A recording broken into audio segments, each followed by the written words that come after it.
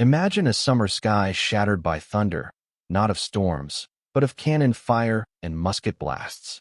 3 days of relentless battle, where the fate of a divided nation hangs on the edge of a blade. This is Gettysburg, 1863, the turning point that would decide not just a war, but the future of America itself. Chapter 1. Prelude to Gettysburg, the Road to Invasion. In the summer of 1863, the United States of America stood at the edge of a blade.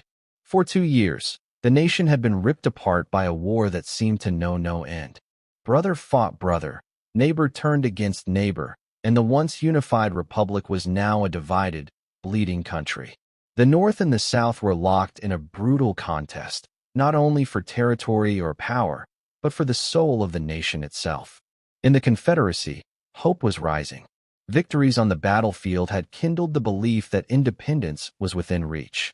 For many Southerners, the war had become more than a defense of land or a rebellion against central authority. It had grown into a crusade for a separate identity. And no man embodied that crusade more than General Robert E. Lee. Lee was not just a commander.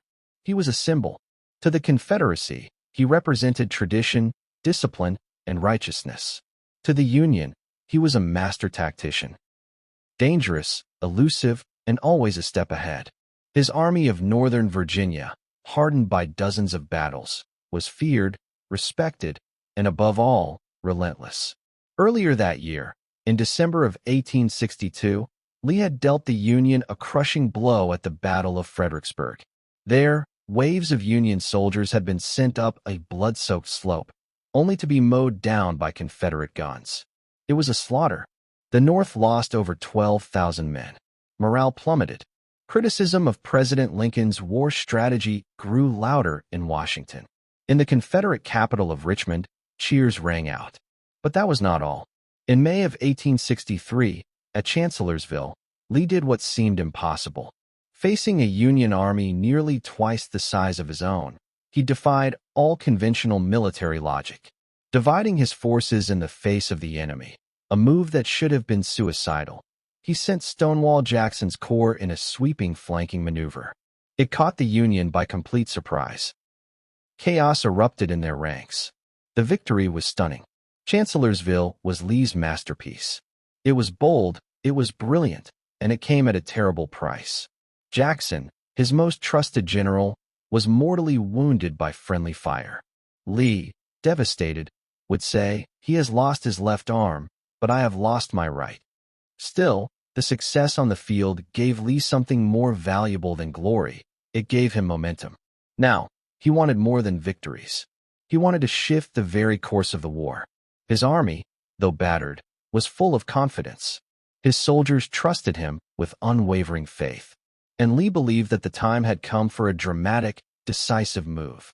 He would march his army north, into Union territory, into Pennsylvania. His reasoning was precise. Virginia, his home state and the heart of the Confederacy, had become a battlefield. Farms were ruined. Towns burned. His people were suffering. By invading the North, he could give Virginia a respite. And more than that, he could disrupt the Union war machine. An invasion into the North meant more than just taking the fight to the enemy. It meant feeding his army off Northern soil. It meant drawing Union forces away from Southern strongholds. It meant shaking the Northern public's will to continue the war. Lee hoped that a victory on Union ground would weaken the resolve of the North, maybe even sway foreign powers to recognize the Confederacy as an independent nation. So, in June of 1863, Lee set his plan in motion. He reorganized his army, now numbering around 75,000 men, and began the march up the Shenandoah Valley. The Blue Ridges shadowed their path, concealing them from Union eyes.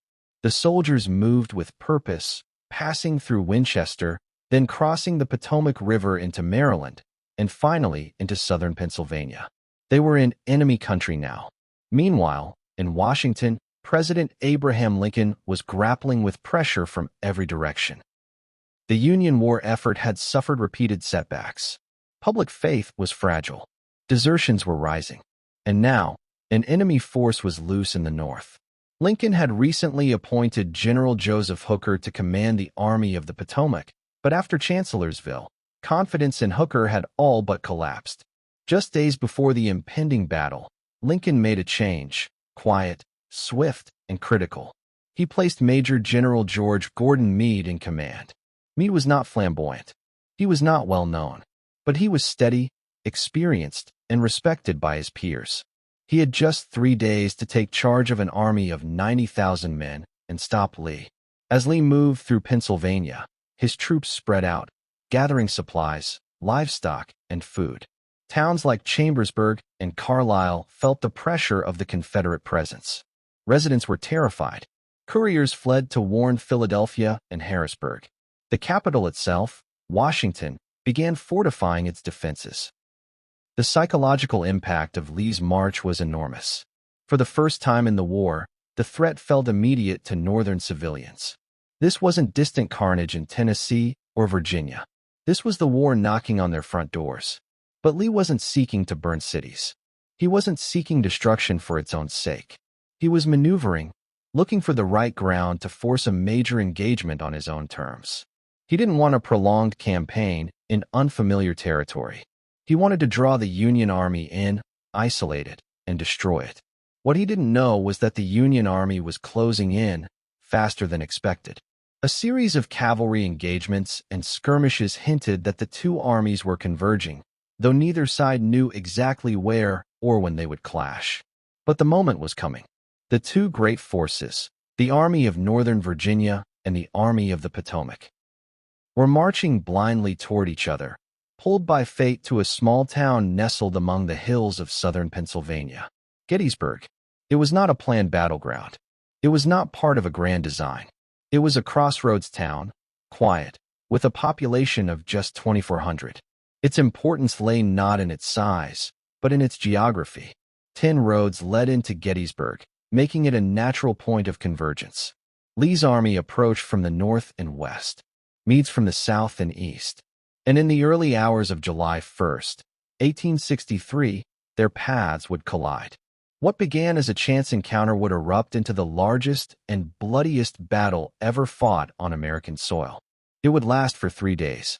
It would leave over 50,000 men dead, wounded, or missing. It would alter the course of the Civil War and the course of American history. But in those final days of June, no one could see the full scale of what was coming. Soldiers marched under summer sun, unaware that their next steps would lead them into the crucible of Gettysburg. Commanders studied maps, issued orders, and prayed their decisions would hold. And civilians, caught in the storm, watched as two mighty armies closed in around them. In this moment, the future of the Union teetered. The Confederate dream of independence glowed brightest. And Robert E. Lee believed, with every fiber of his being, that victory was within reach. The road to Gettysburg had been paved by ambition, blood, and strategy. Now, all that remained was the collision. And what a collision it would be. Chapter 2. The Men Who Would Decide History. In every great battle, it is not just the clash of armies that shapes the outcome, but the decisions of the men who lead them, their beliefs, their instincts, their flaws, and their courage. At Gettysburg, 6 such men would carry the weight of history on their shoulders. Their choices, in moments of chaos and uncertainty, would guide the destiny of a nation torn in two. On one side stood the Confederacy, and at its head, General Robert E. Lee. Lee was 61 years old when he led his army into Pennsylvania. Dignified, reserved, and deeply religious, he carried himself with the quiet confidence of a man who understood both power and restraint. He was not a man of loud words or dramatic displays. He was composed, stern when needed, kind when possible. His men revered him, not only for his brilliance on the battlefield, but for his personal character. To many in the South, Lee was the embodiment of honor. Born into one of Virginia's most distinguished families, Robert E. Lee had once been a soldier of the United States. He had fought bravely in the Mexican-American War, earning a reputation as one of the finest officers of his generation. When the Union fractured, President Lincoln offered him command of the Union armies. But Lee could not bring himself to raise his sword against Virginia.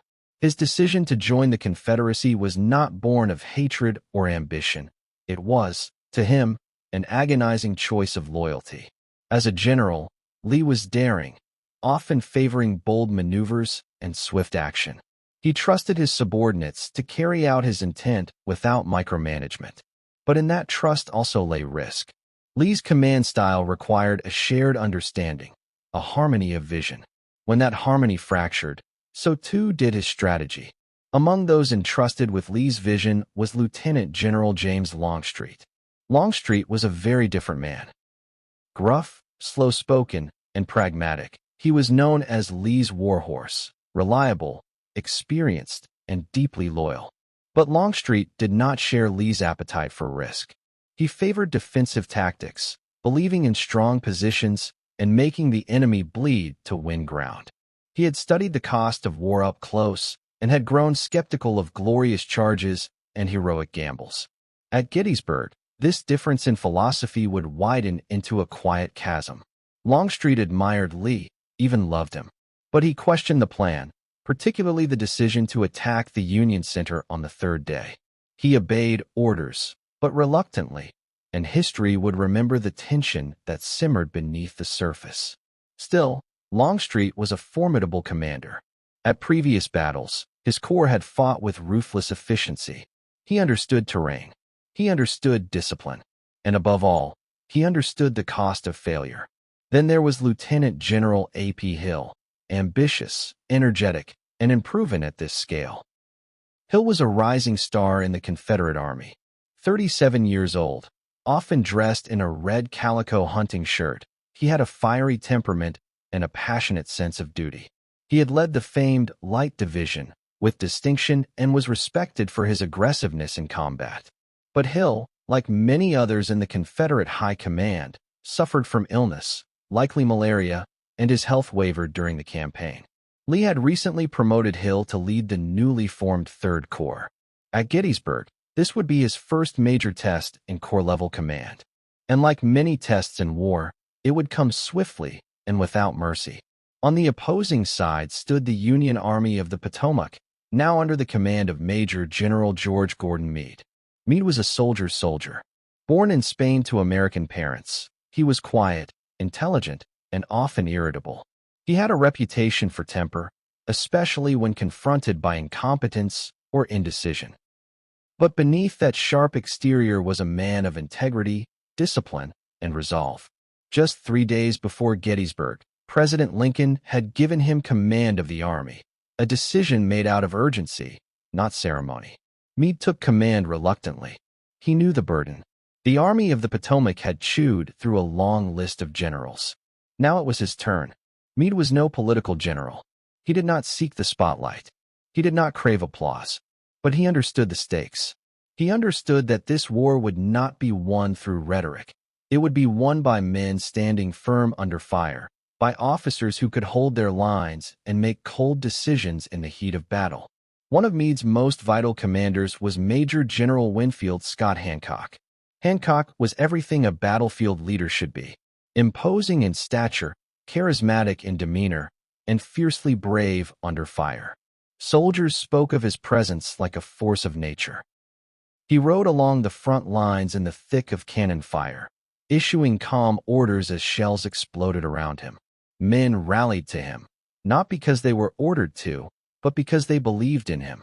His nickname, Hancock the Superb, was more than flattery. It was earned. His ability to inspire, organize, and act under pressure would prove critical at Gettysburg, especially when the Union line began to crack. Hancock was also a close friend of another man whose role at Gettysburg, though less public, was no less heroic: Brigadier General John Buford. Buford was a cavalryman, quiet, introspective, and tough. A Kentuckian by birth, he had no taste for theatrics. He was precise, methodical, and possessed an extraordinary ability to read the battlefield. He had fought in the plains before the Civil War, against native tribes, and that frontier experience had sharpened his instincts.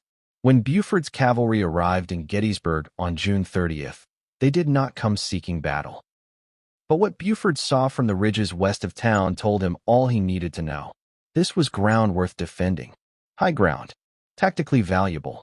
And if the Union could hold it until reinforcements arrived, they would stand a fighting chance.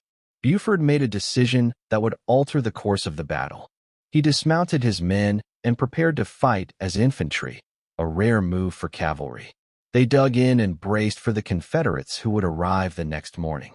That choice, calm, quiet, and made without fanfare, would give the Union the position it needed to withstand the coming storm. These were the men who would decide history. 6 commanders, each different in temperament, in background, in vision. Lee, the gentleman general, driven by conviction and guided by instinct. Longstreet, the stoic realist, cautious and calculating, reluctant to charge toward slaughter. Hill, the ambitious warrior, burning with energy, yet tested by illness and inexperience.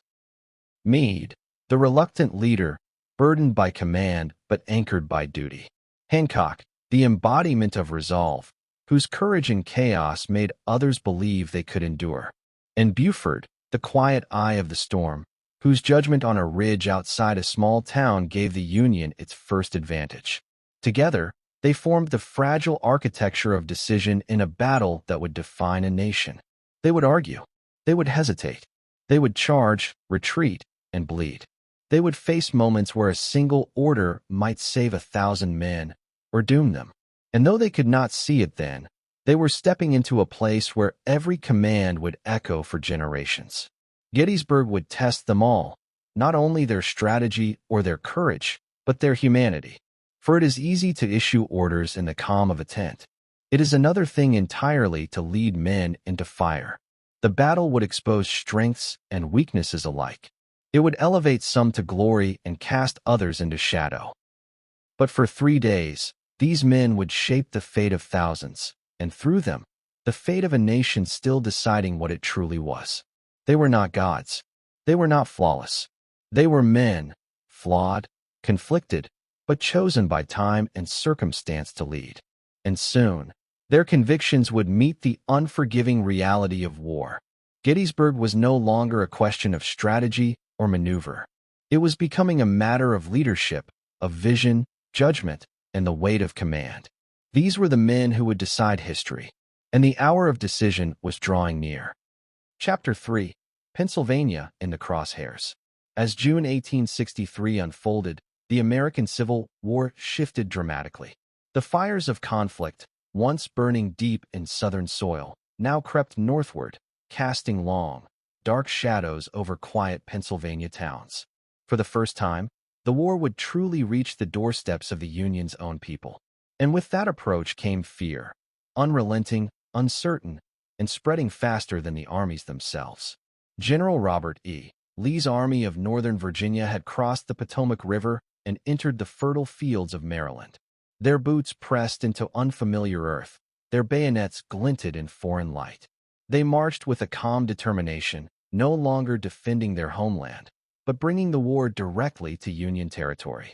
It was a bold gamble, and every step forward was both a threat and a message. Pennsylvania was not just another state. It was the industrial heart of the Union. It housed iron foundries, railroads, coal mines, resources vital to the Northern war machine. More than that, it was Lincoln's keystone, a populous state loyal to the Union cause. An invasion here struck at the very credibility of the federal government, at its ability to protect its own soil. Lee's intention was clear. He wanted to shake the North to its core. If he could ravage Pennsylvania, supply his army from its abundance, and perhaps even deal the Union a crushing defeat in its own backyard, the consequences would ripple through every corner of Washington. He didn't just want to win a battle.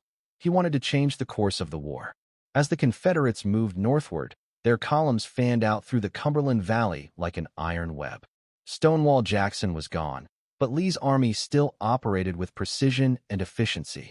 General Ewell's corps swept through towns like Chambersburg and Carlisle, occupying them with relative ease. Roads once used by farmers and merchants now thundered with artillery wheels and cavalry hooves. Barns were emptied, mills seized, livestock taken. Civilians stood frozen as the gray tide moved through their world, both awestruck and terrified. In the northern press, panic erupted like wildfire. Lee invades Pennsylvania. blared the headlines in Philadelphia and New York. Telegraph wires crackled with fragmented news. Entire towns had been overrun, rail lines cut, bridges burned. Rumors swelled beyond reality. Some claimed Lee's army numbered 200,000. Others whispered that Baltimore or even Philadelphia might be his true target. In truth, no one knew for certain. And that uncertainty, more than anything, sent fear ricocheting through the hearts of ordinary Americans. For President Abraham Lincoln, the news was more than alarming. It was politically perilous. Washington was already a city under siege, not from enemy guns, but from doubt. Lincoln faced criticism from every direction.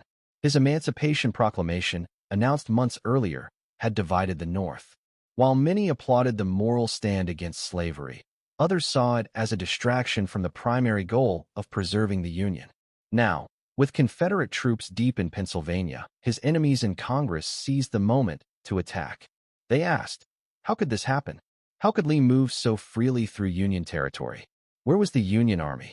Where was General Hooker? Lincoln, exhausted and cornered, had reached the end of his patience with Hooker's indecisiveness. And so, in the quiet hours of June 28th, he made a decisive move. He relieved Hooker and handed command of the Army of the Potomac to George G. Meade. Lincoln's orders were direct. Meade was to find Lee, engage him, and drive him back across the Potomac. But Meade had inherited a near-impossible task. The Union Army was massive, over 90,000 strong, and stretched across vast distances. It would take time to organize, to move, to position. Meanwhile, Lee was already on the move, selecting his ground, choosing his timing.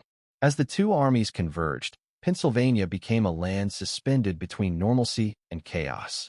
Its people, farmers, shopkeepers, schoolteachers, found themselves in a surreal limbo. In one moment, they were tending crops or leading children to school. In the next, they were packing what they could carry and fleeing south, abandoning everything in hopes of escaping the Confederate advance. Yet not all fled. Some stayed, whether out of duty, stubbornness, or necessity. These civilians would bear witness to a battle that would reshape their lives forever. They would hide in basements as shells shattered their windows. They would drag wounded men from the fields, not caring if the uniforms were blue or gray. They would weep for sons they never knew. Their quiet towns would be swallowed by war. In the town of Gettysburg, the storm had not yet arrived. But its wind was already stirring. Located at the crossroads of 10 major roads, Gettysburg was a modest market town, just over 2,000 residents, nestled among gentle hills and ridges. No one there imagined that their home would soon become the most famous battlefield in American history. But geography has no concern for destiny. And Gettysburg, though humble, sat at the perfect point of convergence for two approaching armies. As Confederate units neared the town, their scouts encountered something unexpected: Union cavalry. It was June 30th, and General John Buford had arrived. His mission was not to engage in full-scale combat, but to observe, delay, and hold the high ground. He understood immediately what was at stake. If the Union could secure the ridges south of town, they could control the battlefield. And in war, control of the field often meant control of fate. Meanwhile, just miles away, civilians prepared in whatever way they could. In farmhouses and taverns, prayers were whispered, wells were filled, windows were shuttered. There was no time for grand speeches or bold declarations. There was only the ticking clock, the thunder of hooves, and the knowledge that everything might soon be lost. Many Pennsylvanians had never seen a Confederate soldier. Now, they watched as columns of them moved like ghosts through the fog, silent, expressionless, deadly. Some were young boys, barely men. Others were hardened veterans, their eyes dulled by too many battles. They came not as invincible conquerors, but as men hungry, weary, and marching under a general's vision of destiny. The contrast between North and South was stark in this moment, not only in ideology, but in reality. Confederate soldiers looked upon the well-maintained farms of Pennsylvania with a mixture of awe and resentment. They saw abundance, full barns, stocked pantries, paved roads, and compared it to the scarcity and devastation of their own homes. Some felt bitter, others humbled. Many simply followed orders and took what they needed. But Lee had given strict instructions: no looting, no destruction of private property, and above all, no mistreatment of civilians. His aim was not to provoke hatred, but to conduct a campaign that would reflect the supposed honor of the Southern cause. Not every soldier followed those orders.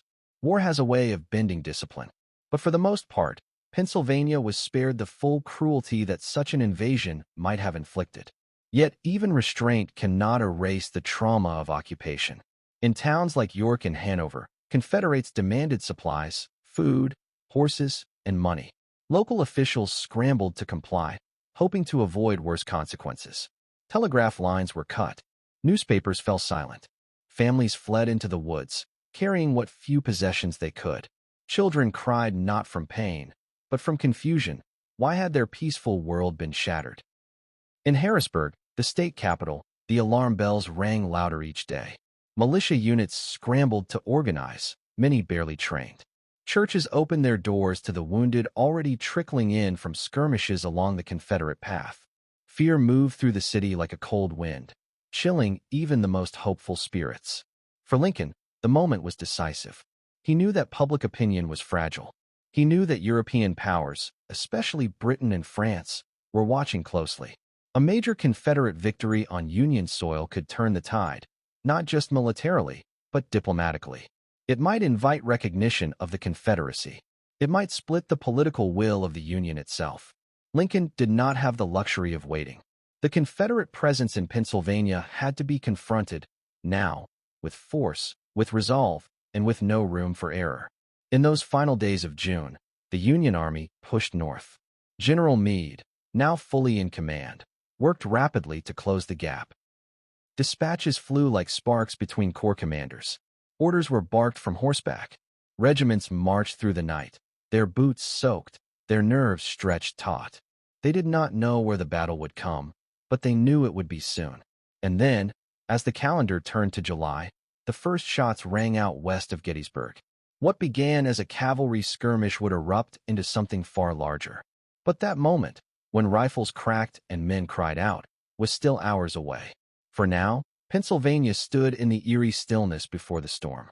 Civilians huddled behind doors. Soldiers marched into the unknown. Generals studied their maps by lantern light. And above it all, the land itself waited. Rolling hills, silent ridges, and fields of golden wheat, about to be painted in fire and blood. Pennsylvania, once thought to be distant from the war's brutality, now found itself as the very heart of the conflict. The crosshairs had settled. The armies were in motion, and the Battle of Gettysburg was about to begin. Chapter 4. The town of Gettysburg, a quiet place before the storm. Gettysburg was never meant to be a battlefield. It was a modest, unassuming town tucked into the gentle hills of southern Pennsylvania, a place more familiar with the rhythms of church bells and blacksmith hammers than the thunder of cannons. It had no fortresses, no military garrison, no strategic fame. Yet, by a cruel convergence of geography and fate, it would become the crucible of the American Civil War. In the summer of 1863, Gettysburg was home to just over 2,400 residents. Farmers, cobblers, tailors, teachers, ordinary people leading ordinary lives. The town lay nestled among a patchwork of green pastures, wheat fields, and rolling ridges. Its red brick buildings and wood-framed houses lined narrow, unpaved streets. The town square stood as the center of daily life, where merchants sold dry goods and children played beneath the shade of elms. The people of Gettysburg were not warriors. They were men and women of routine. They worked from sunrise to sunset. They worshipped on Sundays. They debated politics over porches and fence posts, as Americans did in every corner of the nation. Many supported the Union. Some were weary of the war. Others simply hoped it would end before their sons were drafted. Few imagined it would come crashing down upon their own doorsteps. But Gettysburg held one feature that would make it the accidental stage for history, a crossroads. 10 roads converged on the town, fanning out like spokes from the hub of a wheel.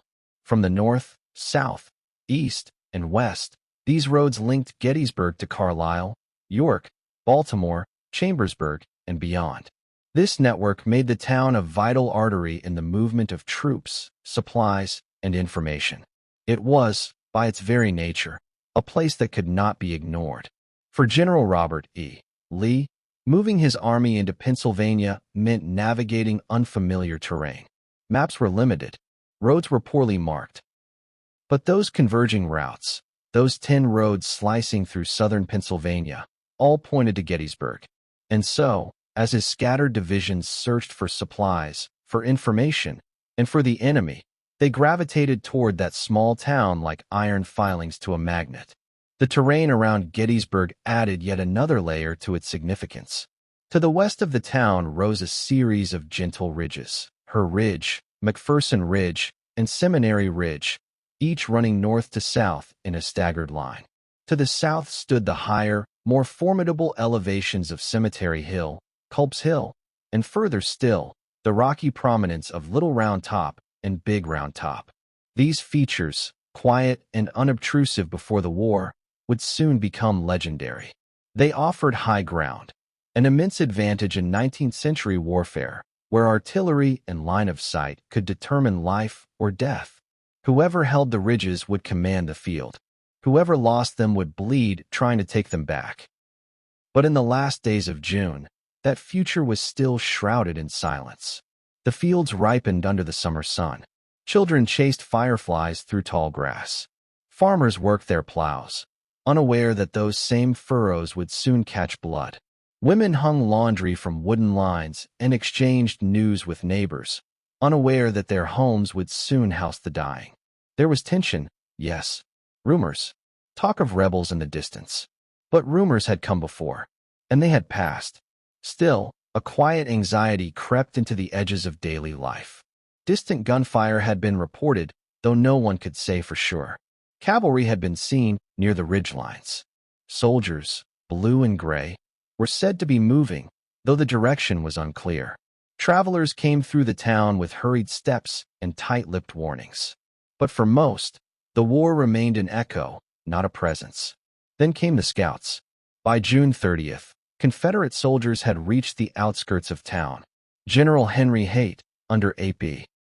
Hill's command, had sent men toward Gettysburg, reportedly to gather supplies, especially shoes, as the legend would later claim. But what he found was not an empty crossroads. It was Union cavalry. General John Buford had arrived the day before, leading 2 brigades of seasoned cavalrymen. Buford was no stranger to chaos. He had fought in the West, survived the wild frontiers, and risen through the ranks on grit and insight. When he looked at Gettysburg from the western ridge, he saw more than a quiet town. He saw a battlefield waiting to be born. Buford recognized the value of the ground instantly. The ridges west of town offered delaying positions. The higher ground to the south, Cemetery Hill and Culps Hill, offered a strong defensive line. If he could hold the Confederates long enough for Union infantry to arrive, they could anchor themselves in terrain that favored defense. In a war defined by open fields and exposed lines, this terrain was a gift. So, with no orders and no guarantee of reinforcement, Buford made his stand. His men dismounted, taking up positions behind stone walls and fence lines, ready to fight not as cavalry, but as infantry. They watched the western horizon as shadows lengthened. They knew what was coming, and they knew they would be outnumbered.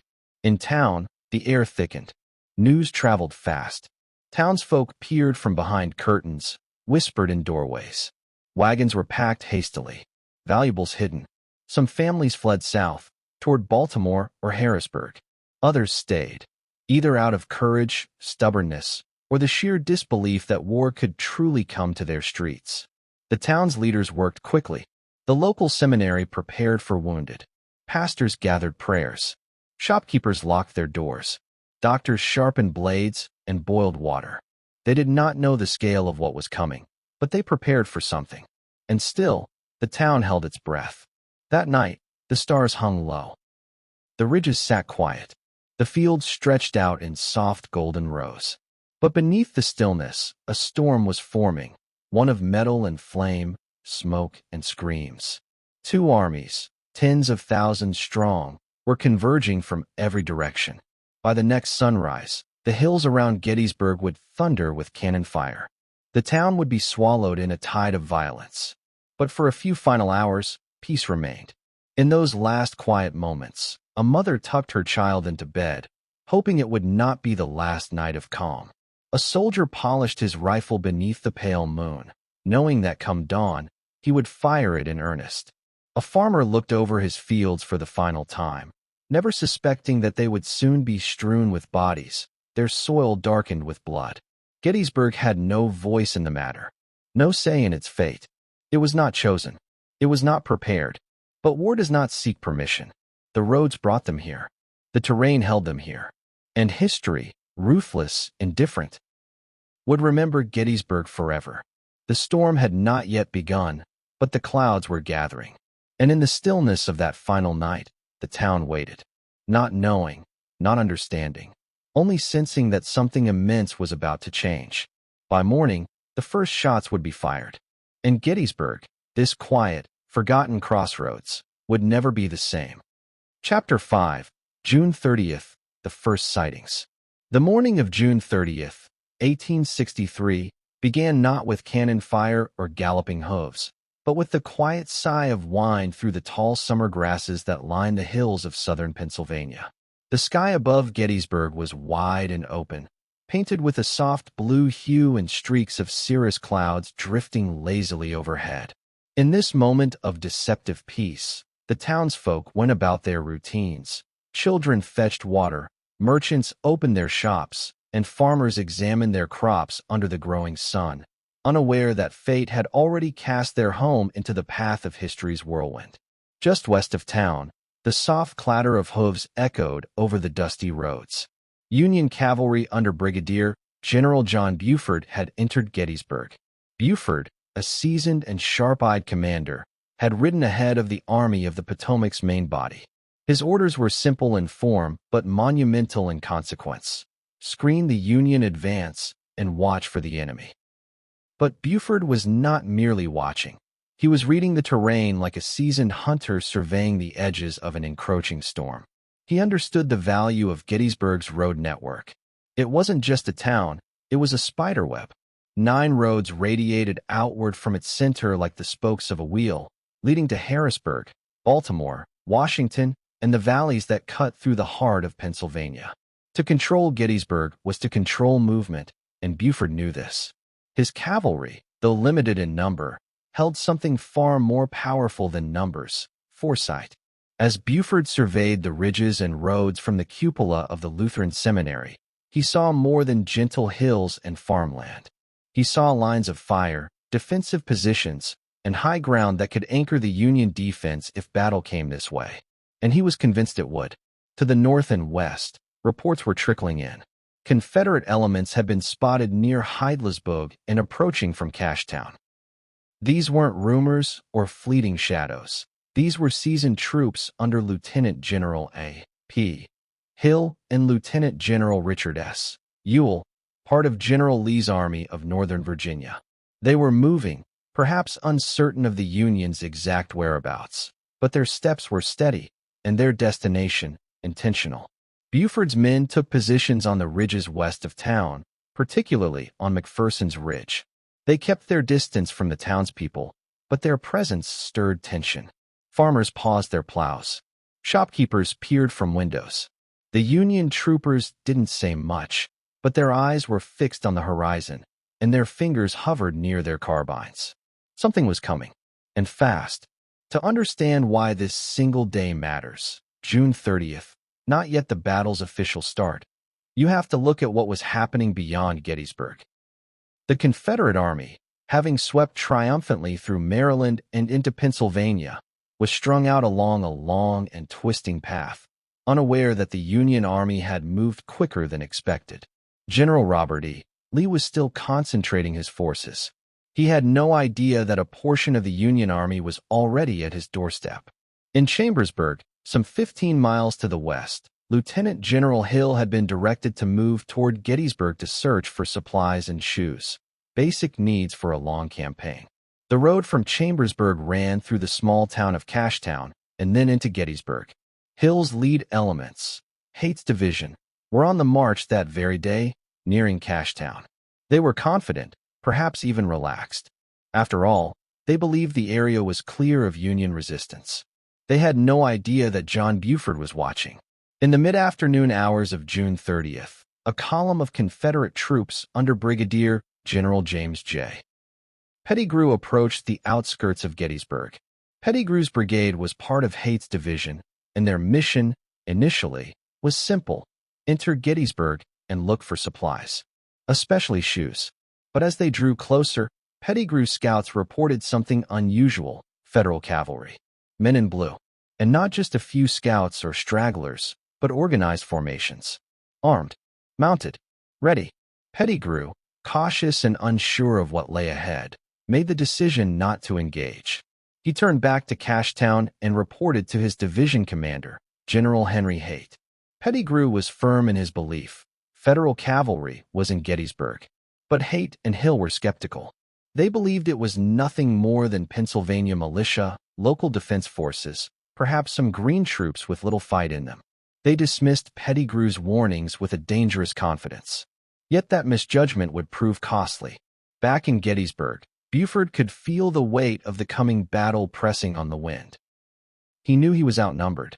His cavalry brigades, Devon and Gamble, amounted to no more than a few thousand men. He had dismounted many of them, spreading them thin across the ridges to create the illusion of greater numbers. But illusions would only hold for so long.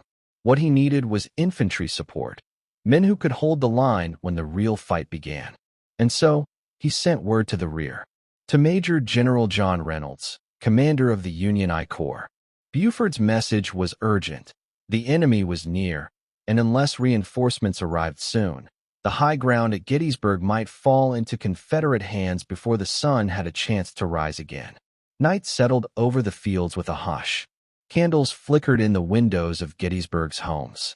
The town was quiet, unnervingly so. But outside, just beyond the ridgelines, the shadows moved, gray and blue, men preparing for something neither side had fully anticipated. Soldiers on both ends cleaned their weapons, refilled canteens, and leaned against fence posts, not yet aware that the next day would mark the beginning of a clash unlike anything the American continent had ever witnessed. For Buford's troopers, sleep came in short, anxious bursts. They knew what tomorrow might bring. And for the people of Gettysburg, unaware of how swiftly the world would change, the final hours of peace slipped away with the darkness. Dawn would come with thunder. But tonight, June 30th, was the final breath before the storm. Chapter 6, July 1st, morning, the first clash. Dawn broke over the fields of Gettysburg with an eerie calm. A soft mist clung to the ridgelines, curling over the wheat fields like a veil not yet lifted. It was the morning of July 1st, 1863. For the people of Gettysburg, it might have seemed like another humid summer day, until the distant crack of a rifle shattered that illusion. It was the sound of history arriving, not with the grand sweep of a drumbeat, but with the sharp, stuttering staccato of gunfire. As the early light crept across the Pennsylvania countryside, Union Cavalry General John Buford and his troopers were already in position on the high ground west of town. They had arrived the day before, alert, calculating, prepared. Buford was no stranger to war. He understood what was coming. With keen eyes and a soldier's intuition, he had surveyed the land and sensed what this quiet town would become. More than just crossroads, more than farmland. It was a battlefield in waiting. Buford had seen the Confederate movement to the west, their presence forming like storm clouds gathering. His scouts had confirmed it. Elements of Lieutenant General A.P. Hill's Third Corps were approaching, and they weren't far off. The gray tide was about to arrive, but Buford had no illusions of turning them back. He was a cavalryman, light, fast, not meant for a sustained defense. Yet he also knew that time was more valuable than numbers. If he could delay the rebel advance long enough, if he could hold the ridges just west of Gettysburg, Her Ridge, McPherson Ridge, Seminary Ridge, then perhaps Union reinforcements could arrive and take up those heights permanently. The battlefield would then belong to the Federals. That, Buford understood, could change everything. Shortly after 7:30 a.m., the Confederates arrived, Brigadier General James J. Archer's brigade at the head of the column. The first shots were fired along the Chambersburg pike. Smoke rolled out over the fields as Buford's dismounted cavalry opened fire from behind fences and tree lines. It was a textbook delaying action, executed with precision. The bluecoats moved in and out like shadows, falling back ridge by ridge, never collapsing, never breaking. From horseback, Buford directed the resistance with a practiced calm. His men, outnumbered and fighting on foot, fought every minute they could with grit and skill. But as more Confederate troops pressed into the field, their advantage grew. The Union cavalry was being stretched thin. Then, at a little after 10 a.m., a welcome sight appeared on the horizon: black hats and steady columns. The first infantry reinforcements from the Union's I Corps. Leading them was Major General John Reynolds, one of the most respected commanders in the Army of the Potomac. A man of few words and absolute purpose. Reynolds had received Buford's urgent reports and wasted no time marching his men toward the sound of gunfire. Among the soldiers with Reynolds were the Iron Brigade, Midwesterners, many from Wisconsin and Indiana, known for their fierce fighting and near-fanatical resilience. Their reputation preceded them, and they wore it like armor. Black felt hats, tall and distinct, made them unmistakable on the field. As they rushed into the fray west of town, they did so with unwavering determination. Reynolds rode forward with his men, galloping into the thick of it. He met Buford near the Lutheran Seminary and quickly assessed the situation. Without hesitation, he began deploying his infantry along McPherson Ridge, bolstering the cavalry and turning the tide of the morning's fight. In the woods near the McPherson farm, the Iron Brigade clashed with Archer's Confederates in brutal close combat. Smoke and musket fire turned the forest into a chaos of flashes and screams. Bullets tore through branches. Men stumbled over fallen comrades. The fighting was desperate and raw. Reynolds, riding near the front lines, shouted commands above the din then. In a moment that still echoes through history, a Confederate bullet struck him in the neck. He fell from his horse, lifeless, before many of his soldiers even knew he was there. His death was sudden, violent, and devastating. The army had lost one of its finest, just minutes into the fight. But the Iron Brigade did not falter. Driven by purpose, grief, and raw defiance, they pressed forward. They drove Archer's men back, capturing the general himself, the first Confederate general officer taken during the battle. By late morning, Union lines held firm on McPherson Ridge. Buford's delaying tactics had worked. Reinforcements had arrived. The town of Gettysburg was no longer just a dot on a map. It had become the center of a storm. Yet this was only the beginning. While Union troops managed to hold their ground for now, Confederate forces continued to gather. Lieutenant General Richard Ewell's corps, moving from the north, approached from Carlisle. Hill's full corps was arriving from the west. The battle was growing. Each hour, each movement, and the fields around Gettysburg were filling with soldiers, cannon, and the anticipation of blood. In the midst of it all, townspeople peered from behind curtains or fled their homes entirely. Their streets and shops, their churches and barns, all became part of the stage. A day earlier, they had been citizens of a quiet town. Now, they were unwilling witnesses to the opening act of one of the bloodiest battles ever fought on American soil. For the Union Army, the morning of July 1st was a gamble, a moment balanced between disaster and opportunity. John Buford's resolve and John Reynolds' courage had bought the Army of the Potomac a chance, a foothold on the ridges. The rest would depend on what happened next. As the sun climbed higher and the smoke settled briefly over the fields, the weight of the coming days began to settle in. Both sides were now committed. The die had been cast. What had begun as a cavalry screening action had evolved into a full-scale engagement. And Gettysburg, with its ridges and roads, its farms and fences, would soon become hallowed ground. But the morning story was more than just troop movements and battlefield tactics. It was a story of men, of resolve under pressure, of leaders making choices with everything at stake. Buford, clear-eyed and steady, risking his cavalry to hold the high ground. Reynolds, galloping into fire, choosing not to command from the rear, but to lead from the front, knowing the risk. And the Iron Brigade, marching into the jaws of chaos, refusing to yield an inch. This morning clash, brutal, urgent, and fateful, set the stage for everything that would follow. The Battle of Gettysburg had begun not with thunderous artillery or sweeping charges, but with a few scattered shots west of town. And yet, within hours, it had become the axis upon which the war would begin to turn. As the day unfolded and new corps marched toward the sound of guns, as generals weighed decisions and soldiers prepared for what was to come, the quiet ridges of Gettysburg had already transformed. The road from Chambersburg had delivered the Confederate army to this place. The decisions made here, on these fields, among these hills, would echo through time. By noon, the morning clash had claimed hundreds of lives. But the battle was far from over. The storm had only begun to gather. And in the shadow of that first tragic loss, with Reynolds dead and the Iron Brigade bloodied, both armies now knew there would be no turning back.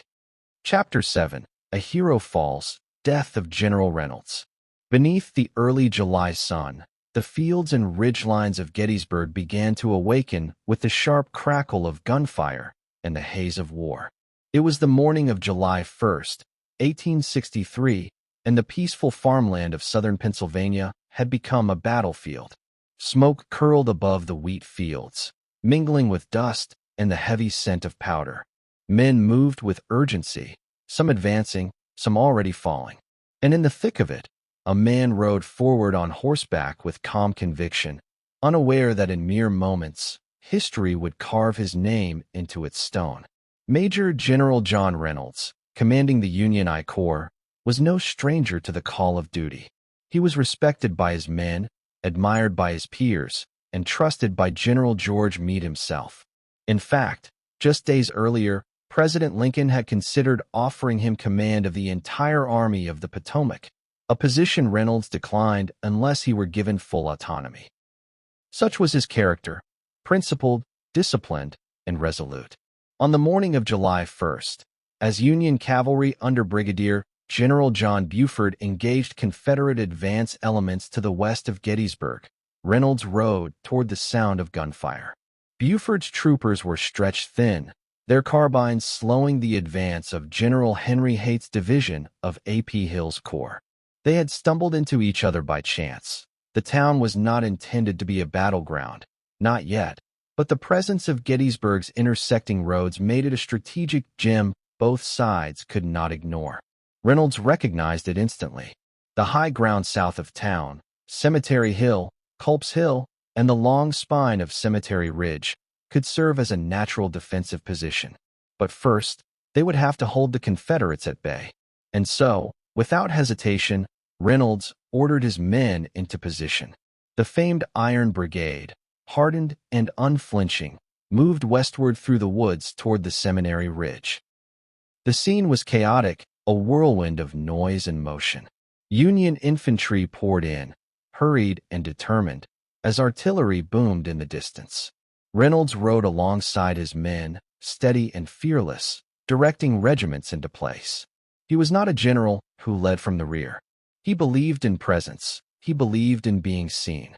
And it was there, near the edge of McPherson's woods, that fate struck. At approximately 10:15 a.m., while guiding the deployment of Union forces near the front, Reynolds turned in the saddle to give an order. A mini-ball, likely fired by a sharpshooter from the 7th Tennessee or a Confederate skirmisher hidden in the trees, found its mark. The bullet tore through his neck or upper back, accounts vary, and exited through his chest.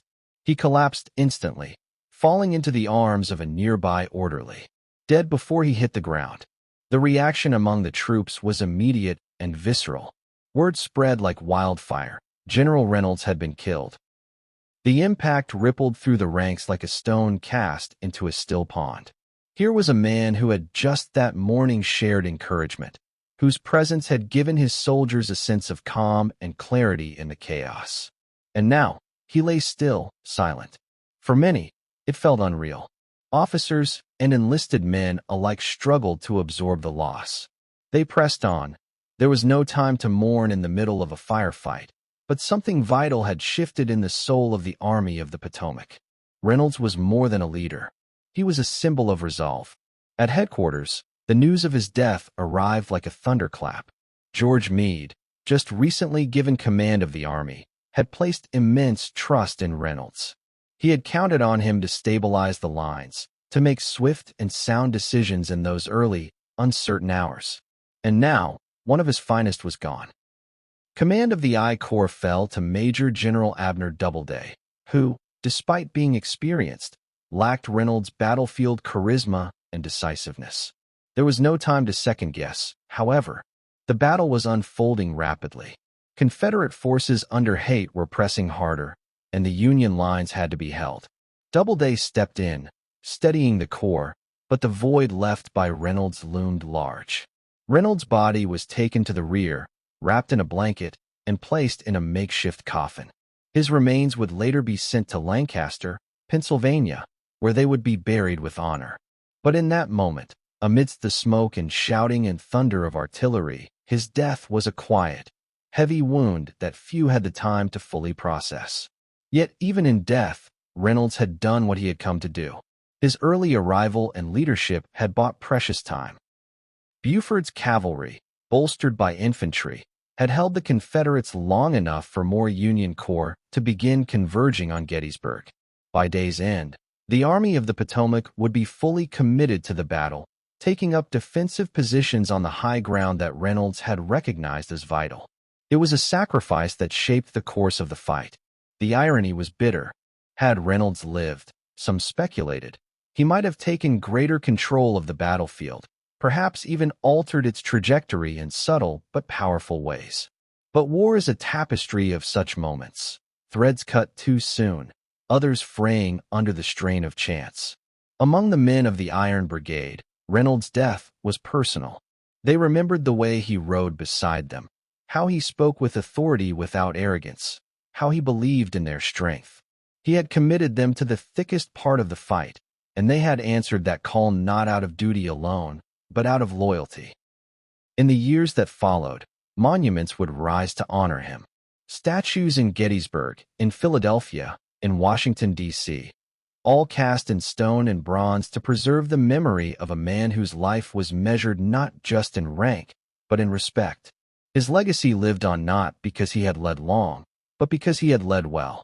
And on that morning of July 1st, in a grove of Pennsylvania woods turned to battlefield, his final act was one of courage. One moment he was guiding his men. The next, he was gone. But in that moment, brief, brutal, and final, he helped shape the defense of Gettysburg. As the sun climbed higher and the battle expanded beyond the fields and fence lines, the name John Reynolds was already becoming legend. And as the first day of Gettysburg raged on, his absence was felt in every decision, every movement, every breath taken by the men who had looked to him. A hero had fallen, but his fall helped hold the line. Chapter 8. Union Collapse and Retreat. The afternoon of July 1st, 1863, unfolded like the tightening of a vice around the battered Federal lines west of Gettysburg. What had begun as a skirmish that morning had evolved into a full-scale battle. Now, as the sun climbed higher and the air thickened with smoke, the Union forces, beleaguered, outnumbered, and leaderless after the fall of General Reynolds, began to show signs of strain. And the Confederates, sensing the weakening resolve before them, pressed their advantage with ruthless determination. General Richard S. Ewell, commanding the 2nd Corps of the Army of Northern Virginia, had received Lee's orders to march to Gettysburg with urgency.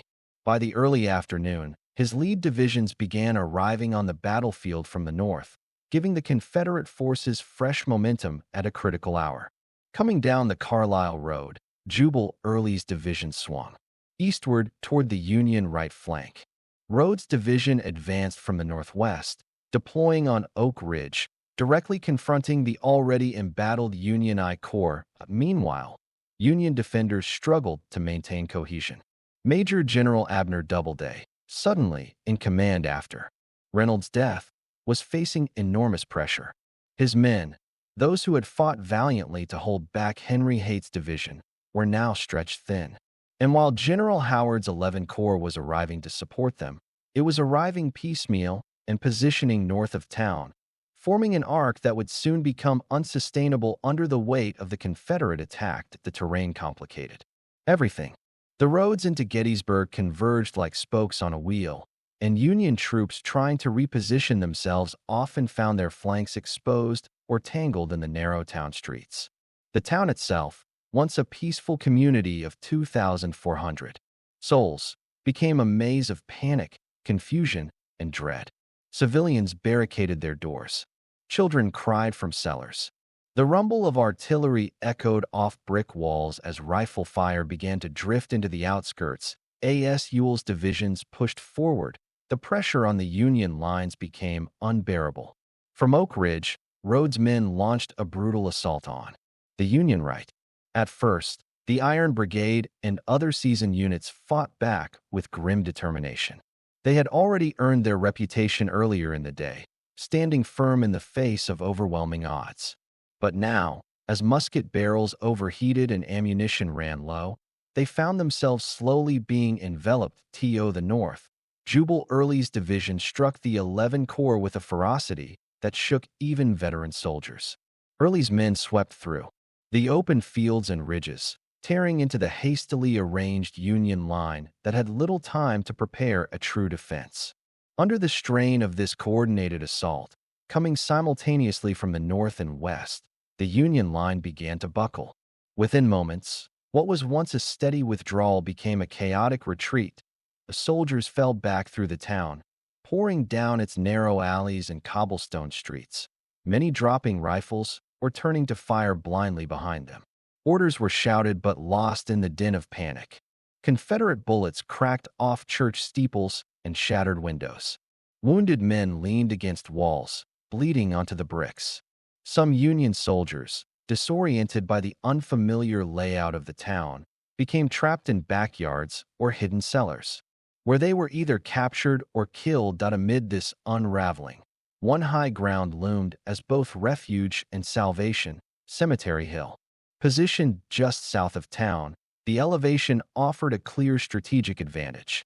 General Howard had seen its value earlier in the day and had directed some of his troops there in anticipation of such a fallback. Now, as his soldiers stumbled out of Gettysburg, Cemetery Hill became the rallying point. The hill rose like a shield between the town and the vast open fields beyond. Stone walls, dense trees, and a commanding view made it a natural fortress. Around its base, the remnants of the 11th Corps and I Corps began to reform, creating a new defensive line. Artillery pieces were dragged into position. Infantry found cover behind headstones and iron fences. Above them, the large cemetery gatehouse stood stoic and scarred, like a silent witness to the changing tide of war. But even as they regrouped, the toll of the day was evident. Of the Union soldiers who had entered the fight that morning, thousands now lay dead, wounded, or missing. Entire regiments were reduced to scattered survivors. And though the hill offered a temporary reprieve, the mood among commanders was grim. Some believed they would be overrun by morning. Across the field, Confederate generals debated their next move. General Ewell had before him an opportunity that might never come again, a chance to seize Cemetery Hill before the Union could fully entrench. General Lee's orders had been vague, encouraging action if practicable, but Ewell hesitated. His men were exhausted. The terrain was unfamiliar, and the defenses forming on the hill appeared increasingly formidable with each passing minute. What followed would become one of the most debated moments in the entire campaign.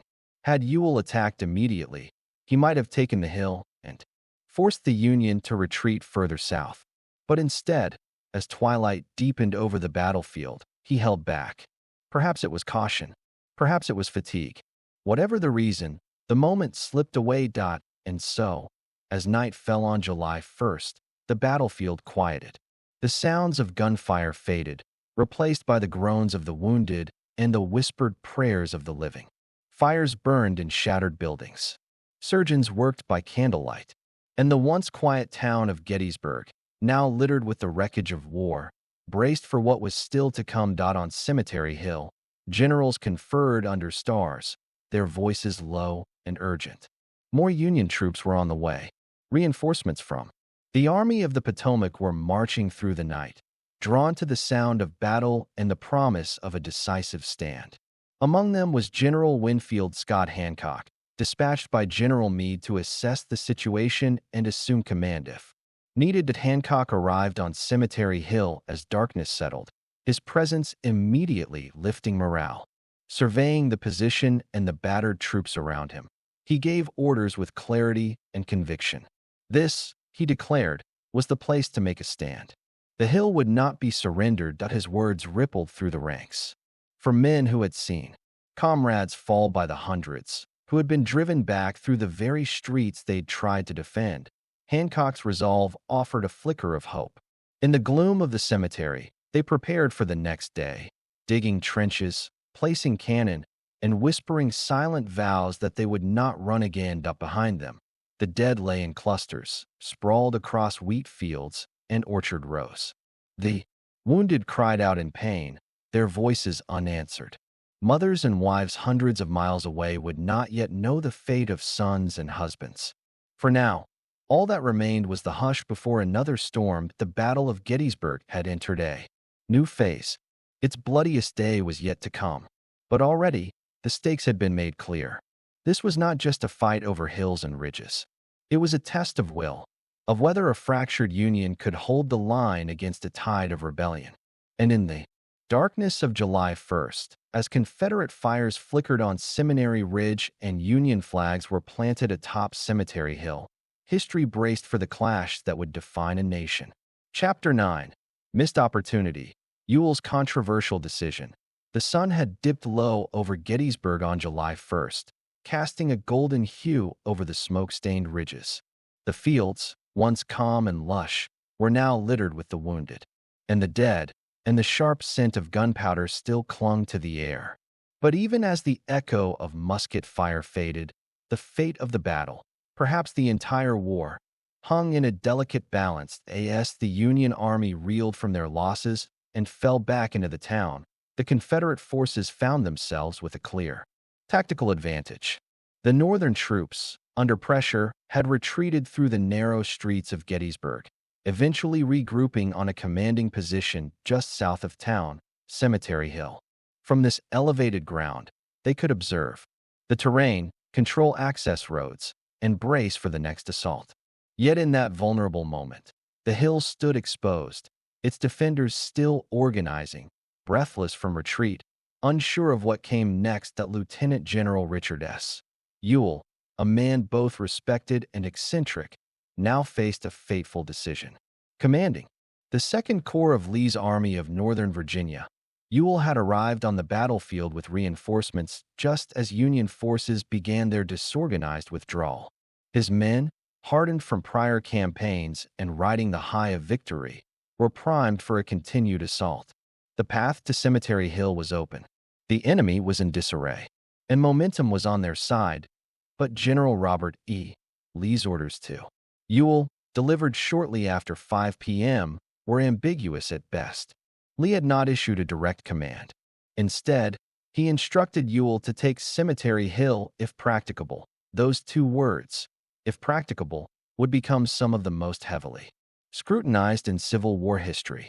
Rather than a firm directive, Lee had left room for interpretation, trusting Ewell's judgment and familiarity with the battlefield. That Ewell, whose right leg had been amputated during the Second Battle of Bull Run and replaced with a wooden prosthesis, was no stranger to combat or difficult choices. Yet he was new to Corps command.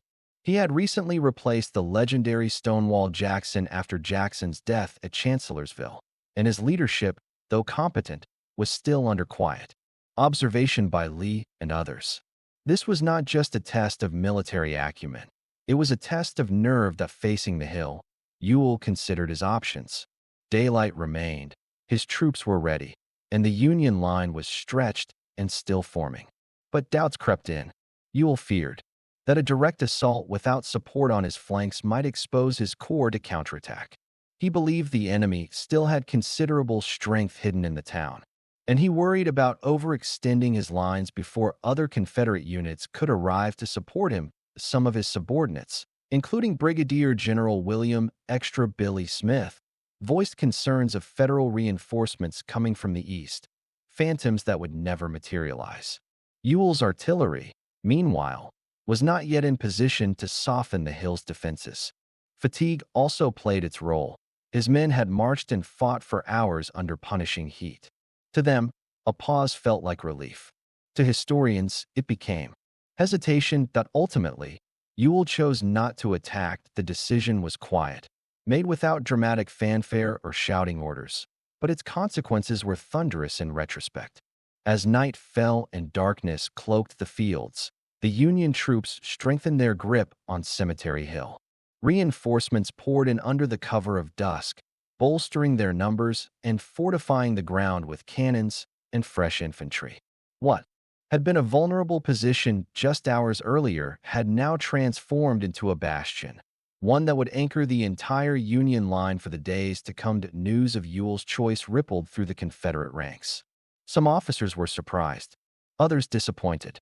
Privately, a few questioned the wisdom of the pause. But no one challenged him openly, not yet. The men of the Second Corps bedded down for the night, unaware that their commander's decision had already altered the shape of the battle to come. In Lee's headquarters, a mixture of satisfaction and concern settled over the general.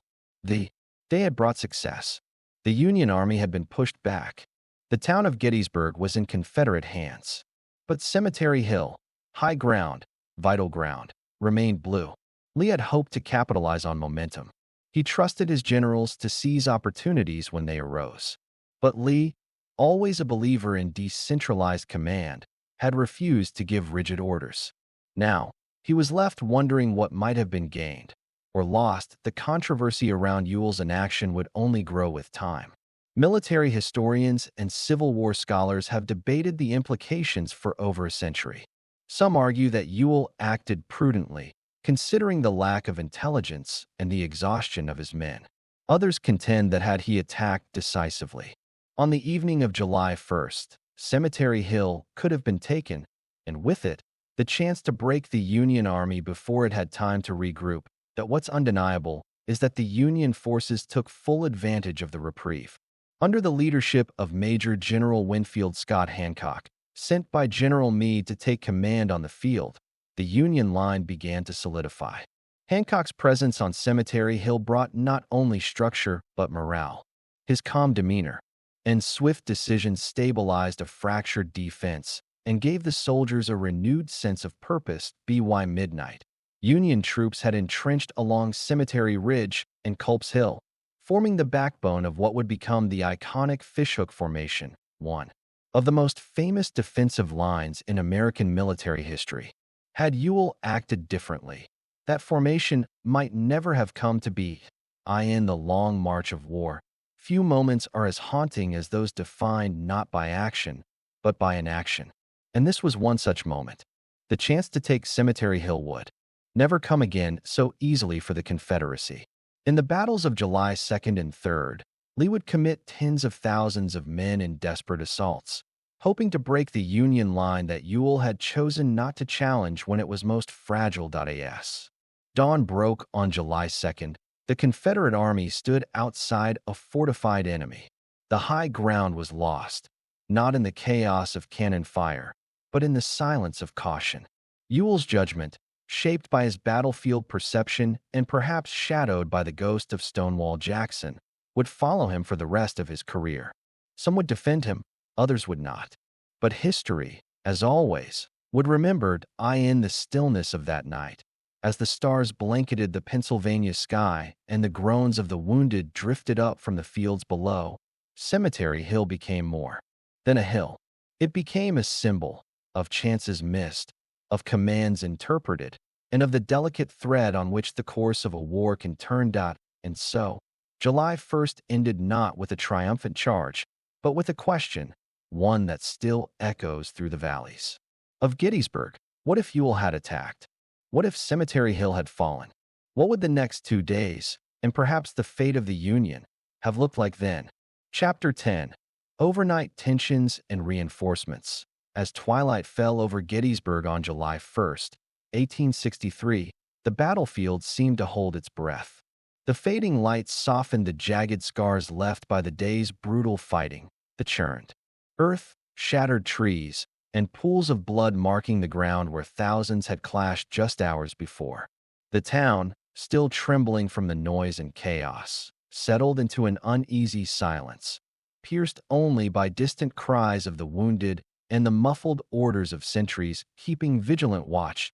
But beneath this calm, a storm of tension brewed. Both armies understood that the fight was far from over. The first day had ended with a fragile Union defensive line established on Cemetery Hill, a commanding ridge just south of Gettysburg. Here, the Union forces were gathering their strength, while Confederate troops, fatigued but undeterred, prepared to press their advantage come dawn. General George G.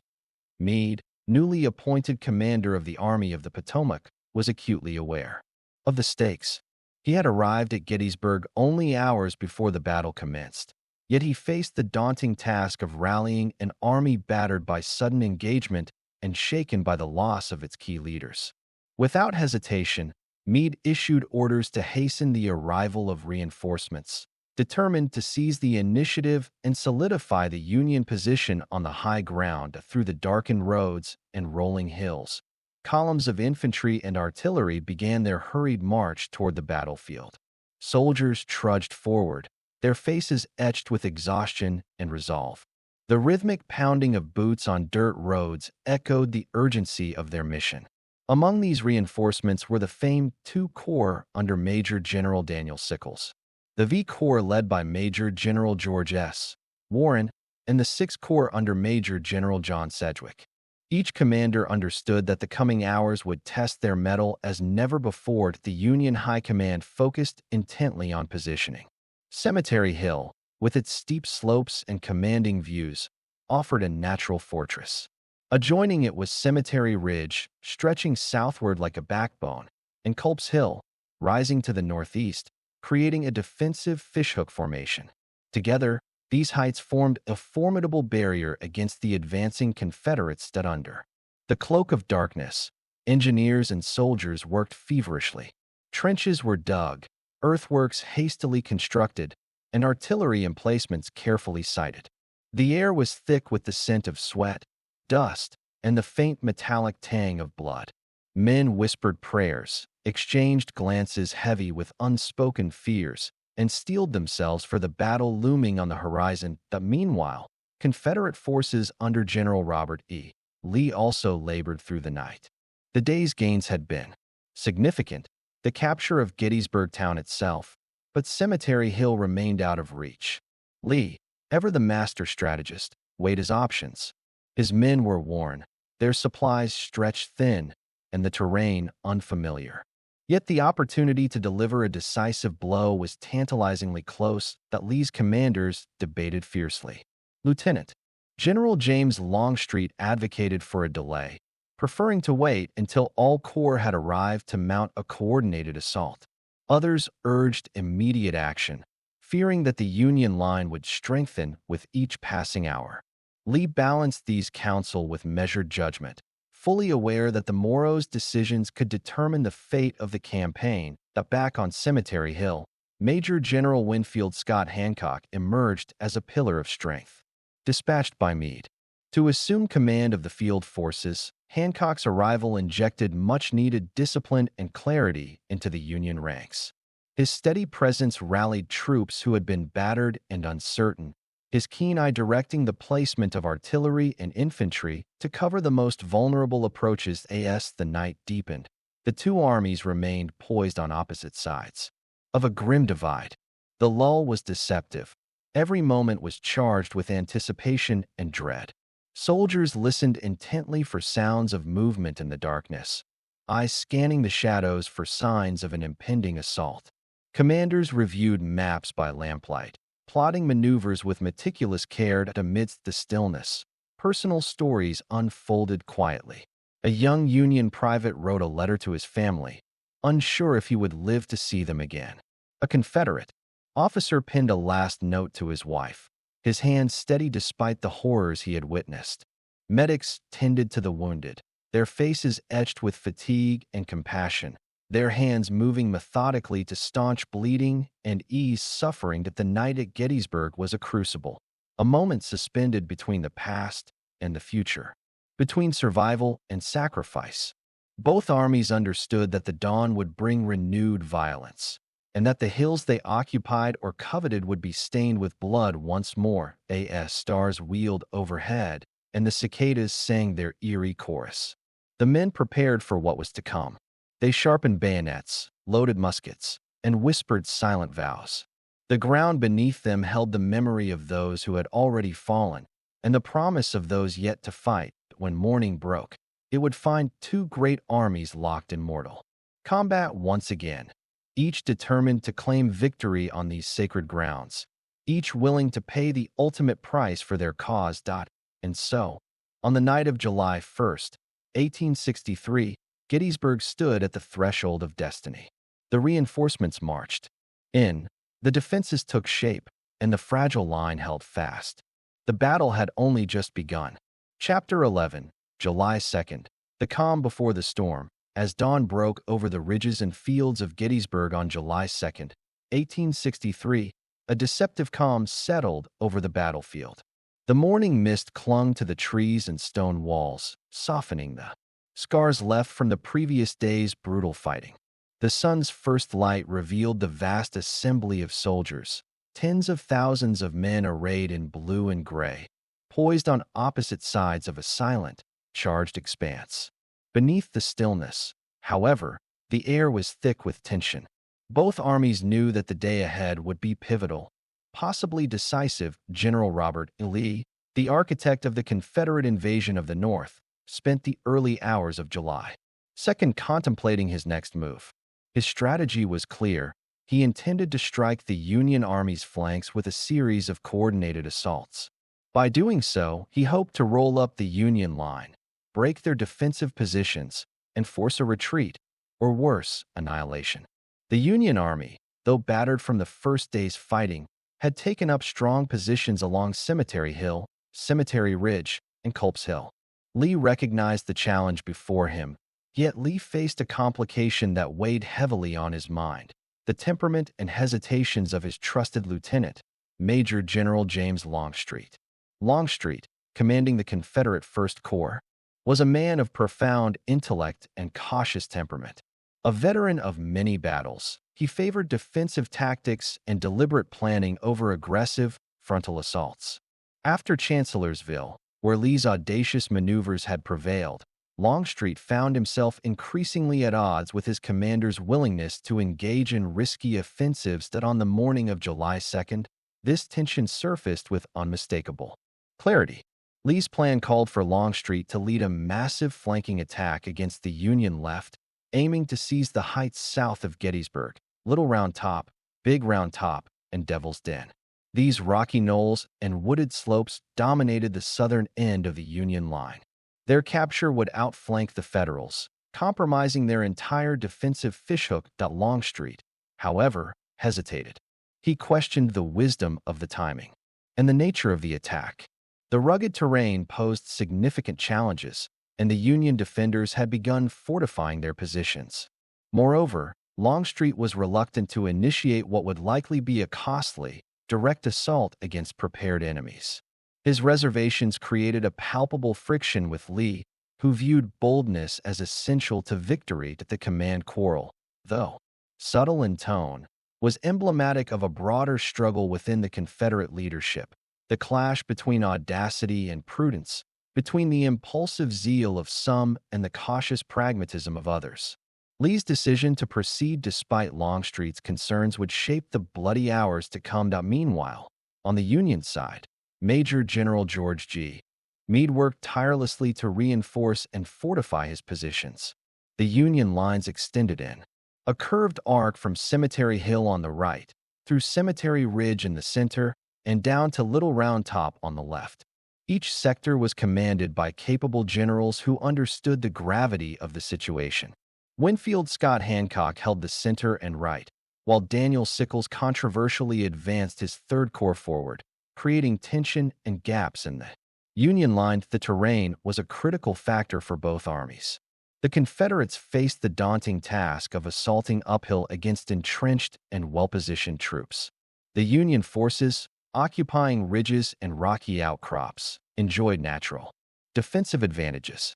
Forests, boulders, and stone walls provided cover, allowing defenders to absorb and repel attacks with devastating effect. Despite these obstacles, Lee's confidence remained unshaken. He believed that coordinated attacks on both flanks, combined with pressure in the center, could fracture the Union defense. The plan hinged on swift execution and the element of surprise, neither of which would be fully realized. The men on both sides spent the morning preparing, loading muskets, sharpening bayonets, and steadying nerves. Artillery crews repositioned their cannons, calculating ranges and targets with grim determination. Officers held briefings, outlining orders and expected movements. Yet beneath the discipline, uncertainty lingered. Soldiers wondered if they would live to see the sun set. Families prayed in distant homes, unaware of the torment soon to unfold on these fields. For Longstreet, the day was a test of resolve. After hours of preparation, he finally ordered the assault on the Union left to begin late in the afternoon. His divisions moved forward through the dense woods and rocky terrain, facing withering fire from Union sharpshooters and artillery. The fighting around Devil's Den and Little Round Top became savage and closely contested. The Union defenders, including the famous 20th Maine Regiment under Colonel Joshua Chamberlain, held with extraordinary courage, repelling repeated attacks and turning the tide of the engagement. The center and right of the battlefield saw fierce clashes as well. Confederate forces under General Richard Ewell renewed assaults against Cemetery Hill and Culps Hill, attempting to exploit perceived weaknesses. Union troops, bolstered by fresh reinforcements and aided by the terrain, repulsed these attacks. With grim determination, the afternoon's battles would be remembered for their intensity and high casualties. Yet the calm morning had belied the ferocity that was to come. July 2nd was not merely a day of fighting. It was a crucible where strategy, leadership, terrain, and sheer human endurance collided. In the quiet moments before the storm, both armies grappled with the weight of command and the specter of loss. Lee's ambition and Longstreet's reluctance shaped the unfolding drama, while Meade's defensive preparations laid the groundwork for an unyielding stand. The stakes were immense, not just for the men fighting, but for the nation itself. And so, as the sun climbed higher and the first volleys of musketry shattered the morning stillness, the Battle of Gettysburg entered its second day, a day that would test the courage and conviction of thousands, define the limits of command, and etch itself indelibly into the annals of American history. Chapter 12, Devil's Den and the Wheatfield. Hell on Earth. The afternoon of July 2nd, 1863, bore witness to some of the most brutal and chaotic fighting of the entire Battle of Gettysburg. Nestled on the southern flank of the Union line lay Devil's Den, a tangled jumble of massive boulders and rocky outcrops that resembled a natural fortress carved by time. Adjacent to it stretched the Wheatfield, a once serene patchwork of golden stalks, now transformed into a hellscape of smoke, blood, and relentless combat. These places would become synonymous with ferocity and sacrifice, where men fought and died amid shattered rocks and splintered earth, where the boundaries between order and chaos blurred in a maelstrom of violence. The battle for Devil's Den began as Confederate forces under Major General John Bell Hood advanced with grim determination. Hood's division, having earned a fierce reputation for aggressive tactics, sought to seize the rocky heights and dislodge the Union defenders entrenched among the stones. The terrain was unforgiving. Jagged boulders rose like jagged teeth from the earth, creating natural gun emplacements, narrow passageways, and deadly ambush points. Visibility was limited, and movement was hazardous. Soldiers often found themselves forced into close-quarters combat, relying on bayonets, pistols, and sheer will. Union troops, primarily from Brigadier General William Harrow's brigade, fought desperately to hold the position. They understood that losing Devil's Den would expose the Union left flank to envelopment and could unravel the entire defensive line. Fighting here was fierce and personal. Men shouted orders over the din of musketry and cannon fire, their voices raw with fear and determination. The air was thick with dust, smoke, and the acrid scent of gunpowder amid the tangled rocks. The battle took on a chaotic intensity. Soldiers crawled behind boulders, firing from crouched positions. The ground was littered with fallen comrades, their bodies blending with the shattered stone and scorched earth. The cries of the wounded mingled with the relentless rattle of gunfire, creating a nightmarish cacophony that seemed to stretch endlessly from Devil's Den. The fighting spilled into the wheatfield, a few hundred yards away. This open expanse, once ripe with golden wheat swaying in the summer breeze, had become the site of a deadly contest. Here, Union and Confederate regiments clashed with brutal resolve, advancing and retreating across the shattered landscape.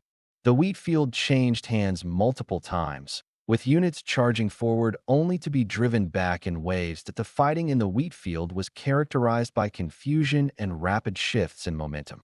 Smoke and dust obscured visibility, making it difficult for commanders to control their troops or maintain formations. Soldiers engaged in hand-to-hand combat, bayoneting enemies mere feet away. The landscape itself became a weapon. Fallen trees, fences, and shattered wagons turned into obstacles and cover, each offering fleeting sanctuary in a battle defined by its unpredictability. Casualties mounted swiftly. The wheatfield and Devil's Den became killing grounds where bravery and desperation collided. The human cost was staggering. Regiments lost a significant portion of their men, some reduced to mere fragments of their original strength. Yet, despite exhaustion and loss, the soldiers pressed on, driven by duty, fear, and the bonds forged in the crucible of combat. Among the Union defenders was Colonel Joshua Chamberlain and his 20th Maine Regiment, tasked with holding Little Round Top, but whose men were involved in supporting actions near the wheatfield. Their steadfastness became legendary. On the Confederate side, Hood's men fought with fierce determination, their assaults relentless despite heavy losses.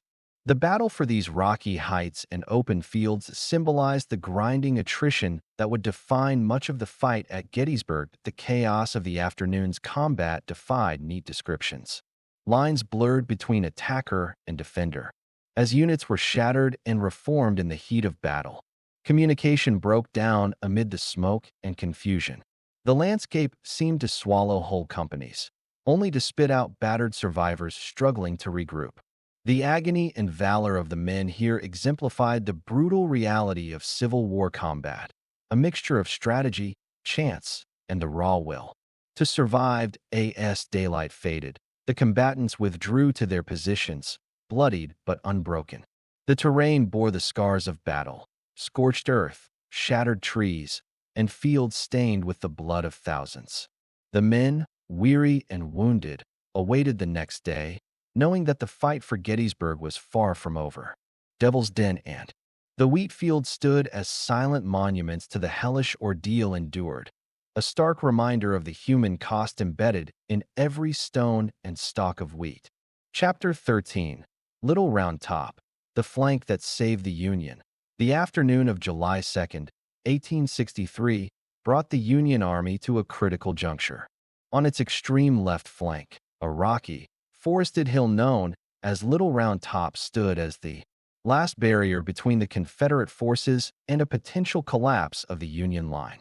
If the Confederates succeeded in seizing this small but strategic height, the entire Federal position could be flanked, jeopardizing the defensive fishhook formation that held the army together. The fate of the battle, and perhaps the war, hinged on what would transpire on this rugged slope. The Union's defense of Little Round Top fell largely to one regiment, the 20th Maine Infantry, and its commander, Colonel Joshua Luther Chamberlain. A professor turned soldier, Chamberlain was a man of quiet determination and deep resolve, qualities that would soon be tested beyond anything he had ever imagined. His regiment was weary, stretched thin, and ill-equipped to hold against the imminent Confederate assault. Chamberlain, and his men arrived on the hill only hours before the assault, hastily occupying a position that was rugged and difficult to defend. The terrain was steep, with dense woods and boulders creating natural obstacles. Yet it was precisely this terrain that made Little Round Top so valuable. From its summit, Union artillery could dominate the surrounding fields and roads, denying the Confederates a crucial advantage. As the Confederate assault began, the 20th Maine faced a relentless barrage of musket fire and artillery shells. Brigadier General William Barksdale's Mississippi Brigade, hardened and fierce, pressed up the slope with brutal determination. The fighting quickly descended into savage hand-to-hand combat amid trees and rocks. The Union line was stretched, dangerously thin. Ammunition ran low. Many men fell wounded or dead. Chamberlain, recognizing the peril, rallied his troops with urgent resolve. His voice rose over the din of battle, inspiring weary men to hold fast. When his left flank began to falter and retreat seemed inevitable, Chamberlain made a decision that would become legendary. With no reserves to call upon, and faced with the prospect of being overrun, he ordered a daring bayonet charge down the hill. This was a moment born of desperation and courage. The 20th Maine fixed bayonets and surged forward, descending into the maelstrom with a ferocity that caught the Confederates by surprise. The sudden counterattack shattered the momentum of the assault, throwing Barksdale's men into confusion. What had seemed like certain defeat became a stalemate. As the Union troops pressed the advantage with grim determination, the bayonet charge was not merely a tactical maneuver. It was a vivid display of leadership and valor. Chamberlain himself was wounded during the charge, yet he remained steadfast, embodying the resilience of his men. The charge turned the tide on Little Round Top, buying precious time for Union reinforcements to arrive and stabilize the flank. The defense of Little Round Top became emblematic of the broader struggle at Gettysburg. It illustrated how small units, led by determined individuals, could shape the course of a vast and complex battle. The hill was not just a piece of terrain. It was the keystone that held the Union line together, preventing a catastrophic envelopment. For the Confederates, the failure to capture Little Round Top was a bitter setback. Their assault had been courageous, but ultimately repulsed by the tenacity of Chamberlain's men and the unforgiving terrain. The loss deprived General Lee of a vital opportunity to turn the Union flank and unravel Meade's defenses. As twilight descended, Little Round Top remained firmly in Union hands. The men of the 20th Maine, bloodied and exhausted, stood vigilant. Their sacrifice echoed across the battlefield, a testament to the power of leadership, courage, and the will to hold the line when all seemed lost. In the grand tapestry of the Battle of Gettysburg, Little Round Top stands as a symbol, a reminder that sometimes the fate of nations turns on the courage of a few, the resolve of a single regiment, and the steady hand of a leader willing to charge into the storm. Chapter 14, Cemetery Ridge. The center holds. The afternoon sun bore down mercilessly over Cemetery Ridge on July 2, 1863. This gentle rise, situated at the heart of the Union line, had become the battlefield's critical anchor. The ridge was a natural stronghold, its slopes commanding views of the surrounding terrain and serving as a bulwark against the Confederate Army's relentless advances. For both sides, control of Cemetery Ridge was a matter of survival, of tactical necessity, and perhaps of destiny itself. Confederate General Robert E. Lee, undeterred by the setbacks on the flanks, ordered fierce assaults against the Union center. His hope was to pierce the Federal line, exploiting any weakness that could fracture the fishhook formation and open the path to victory. Divisions under the command of generals such as Richard H. Anderson and John Gordon pressed forward, advancing through fields scarred by artillery fire and strewn with fallen comrades. The Union center, commanded by Major General Winfield Scott Hancock, was resolute. Hancock's corps bore the brunt of the Confederate attacks, standing firm amid a maelstrom of gunfire and exploding shells. His leadership was pivotal, calm, methodical, and inspiring. Hancock coordinated defenses, repositioned units, and directed artillery with precision. The men under his command knew the stakes, and they fought with a mixture of discipline and desperation. One of the bloodiest episodes unfolded near the peach orchard, a grove of trees and cultivated fields that became a deadly battleground. Confederate forces launched a vigorous assault here, aiming to seize this critical position and destabilize the Union line. The fighting in the orchard was savage and chaotic. Muskets cracked, cannons roared, and men grappled in brutal close combat beneath the shattered branches. The Union defenders, including elements of the 3rd Corps under Daniel Sickles, faced overwhelming pressure. Sickles, acting without orders, had advanced his troops forward from the ridge, creating a salient, a bulge in the line that was difficult to defend. This exposed position became a focal point for Confederate attacks, turning the peach orchard into a killing ground. Casualties mounted rapidly on both sides as waves of men surged forward and were repelled in bitter struggle amid the smoke and carnage. Acts of valor and tragedy intertwined. Soldiers displayed extraordinary courage, holding their ground against overwhelming odds or charging into the storm to reclaim lost positions. Medics moved among the wounded, their faces pale with exhaustion and sorrow, tending to shattered limbs and silenced cries. The ground itself seemed to groan beneath the weight of human suffering that despite the intensity of the Confederate assaults, the Union center held. The line along Cemetery Ridge absorbed blow after blow, refusing to break. Artillery batteries, strategically positioned on the ridge's crest, unleashed devastating barrages that decimated attacking ranks and bought crucial time for infantry to regroup. The topography and fortifications gave the defenders a vital edge, yet it was their resolve that ultimately preserved the line. The day's combat revealed the brutal calculus of Civil War battle, where terrain, leadership, and sheer endurance intertwined. Cemetery Ridge, battered and bloodied, became a testament to the Union Army's determination to hold its ground at all costs. The Confederate Army, though courageous and relentless, found their assaults costly and inconclusive. As twilight approached, the fighting gradually subsided, leaving the fields soaked with the sacrifices of thousands. The Union center had withstood the storm, and with it, the hopes of Confederate victory on July 2nd.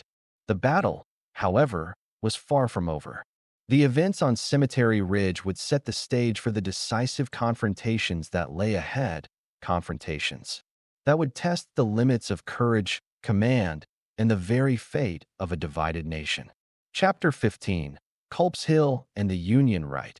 As the sun slipped beneath the horizon on July 2nd, 1863, a new kind of battle ignited on Culps Hill, a commanding elevation anchoring the Union Army's right flank.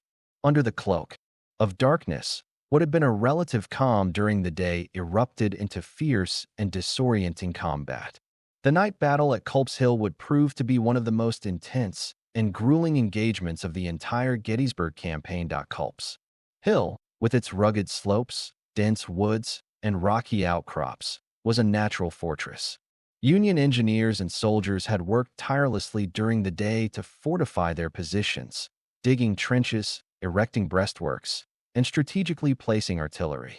These fortifications transformed the hill into a formidable defensive bastion. Yet, the hill's defenders knew that the Confederates would not rest.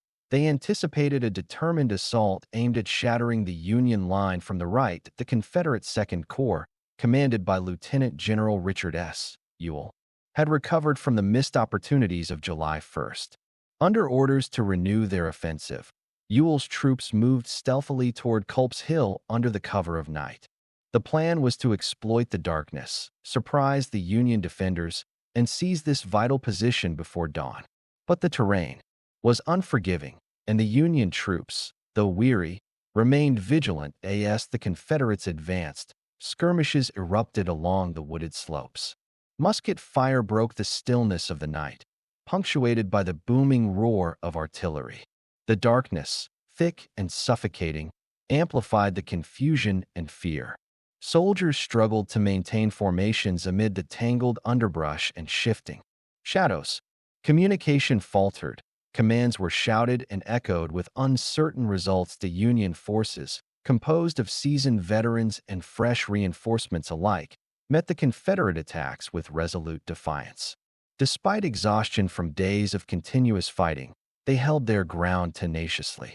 The trenches and breastworks provided cover, enabling defenders to repel charges and inflict heavy casualties. Artillery batteries atop the hill unleashed deadly barges into the advancing enemy, their shells lighting up the night sky in deadly flares that the fighting was close and brutal. Hand-to-hand combat flared in pockets of the woods, with bayonets, rifles, and even rifle butts wielded as weapons. The cries of wounded men pierced the night, mingling with the clash of steel and the crackle of gunfire. Officers struggled to rally fragmented units, their voices hoarse from shouting over the cacophony. Despite repeated attempts, Confederate assaults failed to break through the Union defenses on Culps Hill. The rugged terrain, well-prepared fortifications, and determined defenders proved an insurmountable barrier. The Confederates paid a heavy price for each assault. Men fell in waves, the ground stained crimson with sacrifice on the Union side. The night battle tested endurance and morale. Soldiers huddled in trenches, firing as shadows approached, then regrouping to repel fresh attacks. Medics moved tirelessly among the wounded, their work made all the more harrowing by the darkness and chaos. The shared hardship forged bonds of camaraderie. As men drew strength from each other amid the horrors of nocturnal warfare, Culps Hill stood as a vital anchor in the Union defensive line. Its retention prevented the Confederates from rolling up the right flank and encircling the Federal forces. The failure to seize Culps Hill forced Lee to reconsider his options, limiting offensive opportunities and shaping the battle's trajectory. As dawn approached, the firing gradually waned. Both sides were battered, bloodied, and exhausted. The Union troops held the hill, their trenches and artillery intact. The Confederate forces withdrew to regroup, their ambitions on the Union right thwarted for the moment. The night battle at Culps Hill was a testament to the brutal tenacity of Civil War combat. A brutal, chaotic clash fought not in the bright light of day, but in shadows where fear and valor intertwined. It underscored the importance of terrain, preparation, and unyielding resolve. And it reminded all who bore witness that in war, the fiercest battles are not always those fought under the sun, but often those waged in the darkness between. Chapter 16. Lee's Gamble, Planning Pickett's Charge. In the dim light of July 2, 1863, General Robert E. Lee stood before a difficult decision. After 2 days of relentless fighting around Gettysburg, his army had not achieved the decisive victory he had envisioned. The Union forces remained stubbornly entrenched along Cemetery Ridge, their lines resilient and well-defended. Yet Lee, ever the bold strategist, believed he had identified a vulnerability in the Federal center, a weakness he hoped to exploit with a massive, concentrated assault. This was the gamble that would come to be known as Pickett's Charge. That Lee's conviction was born from the intelligence gathered throughout the battle. His scouts and aides reported signs of strain in the Union center, indications that the lines might be stretched thin or faltering under pressure. The capture of key points such as the Peach Orchard and the Muleshoe salient suggested openings that, if exploited swiftly and forcefully, could break the Union's defensive fishhook. Lee envisioned a grand offensive that would pierce the enemy's heart and bring a swift conclusion to the campaign. Yet Lee's plan was not without controversy or concern. His trusted lieutenant, Major General James Longstreet, harbored deep reservations. Longstreet, who had clashed with Lee earlier over the timing of assaults on July 2nd, was now burdened by the emotional and physical toll of the campaign. A man of measured temperament, he viewed the proposed frontal assault across open ground, against entrenched positions bristling with artillery and riflemen, as a perilous and costly endeavor. His objections, voiced in private councils, underscored the risks of attempting to break such a well-prepared defense head-on. Longstreet's strain was palpable. His mind wrestled with the weight of command and the lives entrusted to him. The specter of loss loomed large, and the fear of a devastating failure cast a shadow over the preparations. Yet, bound by duty and loyalty, Longstreet resolved to carry out Lee's orders despite his misgivings. This tension between strategy and caution, between ambition and pragmatism, set the stage for one of the most fateful moments of the Civil War. In the hours that followed, preparations for the assault took shape with grim determination. Thousands of Confederate soldiers were readied for a coordinated advance across nearly a mile of open fields, directly into the teeth of Union artillery and musket fire. Artillery units were tasked with a preliminary bombardment intended to soften the Union defenses and silence their guns. Infantry brigades, including those led by Generals George Pickett, James L. Kemper, and Richard B. Garnett, prepared to form a formidable line of attack. Yet the assembly of troops was a spectacle of human will and military discipline. Soldiers checked and rechecked their muskets, loaded ammunition, and steeled themselves for the ordeal ahead. The men understood the gravity of what was to come, marching in close formation over exposed ground, fully vulnerable to the storm of bullets and shells that awaited them. Yet, beneath the apprehension, there was also a fierce resolve, a determination to carry the fight to the enemy and to uphold the honor of their cause. As the afternoon waned, Lee's staff coordinated the timing and details of the assault. Messengers relayed orders through the lines, while commanders adjusted formations to maximize the chances of success. The field stretching before Cemetery Ridge became a stage set for tragedy, a vast open expanse where courage and sacrifice would collide in devastating measure. Lee's gamble embodied the essence of his command style: bold, audacious, and unyielding. He believed that only a decisive stroke could break the stalemate, and he was willing to risk everything to achieve it. The weight of that decision rested heavily on all involved: the commanders who would lead the charge, the soldiers who would march into the inferno, and the fate of a nation hanging in the balance. As twilight deepened, the Confederate Army readied itself for the assault that would mark the climax of the Battle of Gettysburg. Pickett's charge was not merely a military maneuver. It was a profound moment of hope, fear, and irrevocable consequence. The fields lay silent but charged with anticipation, awaiting the storm that would soon descend. Chapter 17, July 3rd. Morning, skirmishes and artillery. As dawn broke on July 3rd, 1863, over the bloodied fields surrounding Gettysburg, the battle entered a new and ominous phase. The previous day's relentless combat had left the landscape scarred and silent, but beneath the fragile calm, a storm was gathering. The Union and Confederate armies, both battered and exhausted, prepared to confront one another once more. The morning's first light revealed men digging in, regrouping, and steeling themselves for what was to come. Culps Hill, the fierce contest that had erupted during the night, resumed with renewed intensity. Union troops, still entrenched along the rugged slopes, braced against fresh Confederate assaults. The dense woods and rocky outcrops became a maze of skirmishes, with sharpshooters and pickets engaging in probing attacks and counterattacks. Musket fire crackled intermittently through the trees, punctuated by the boom of artillery and the shouted commands of officers striving to maintain order amid chaos. This localized fighting was more than mere harassment. It was a deadly dance for control of a position vital to the Union's right flank. Each side sought to wear down the other, probing for weakness and forcing the opponent to reveal their intentions. The uncertainty and tension permeated the air. Soldiers waited in trenches and behind stone walls, eyes scanning the dim woods for signs of movement, muscles taut with anticipation. As the morning progressed, the artillery on both sides began to assert dominance over the battlefield.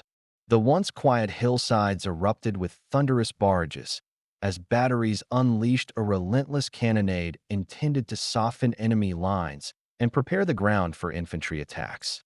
The earth trembled beneath the weight of exploding shells, and plumes of smoke and dust mingled with the morning mist, obscuring vision and amplifying the confusion. The Confederate gunners targeted Union positions along Cemetery Ridge, hoping to cripple the defenders and silence their guns. Union artillery, in turn, responded with precision and fury, aiming to disrupt the assembling Confederate ranks and protect their own lines.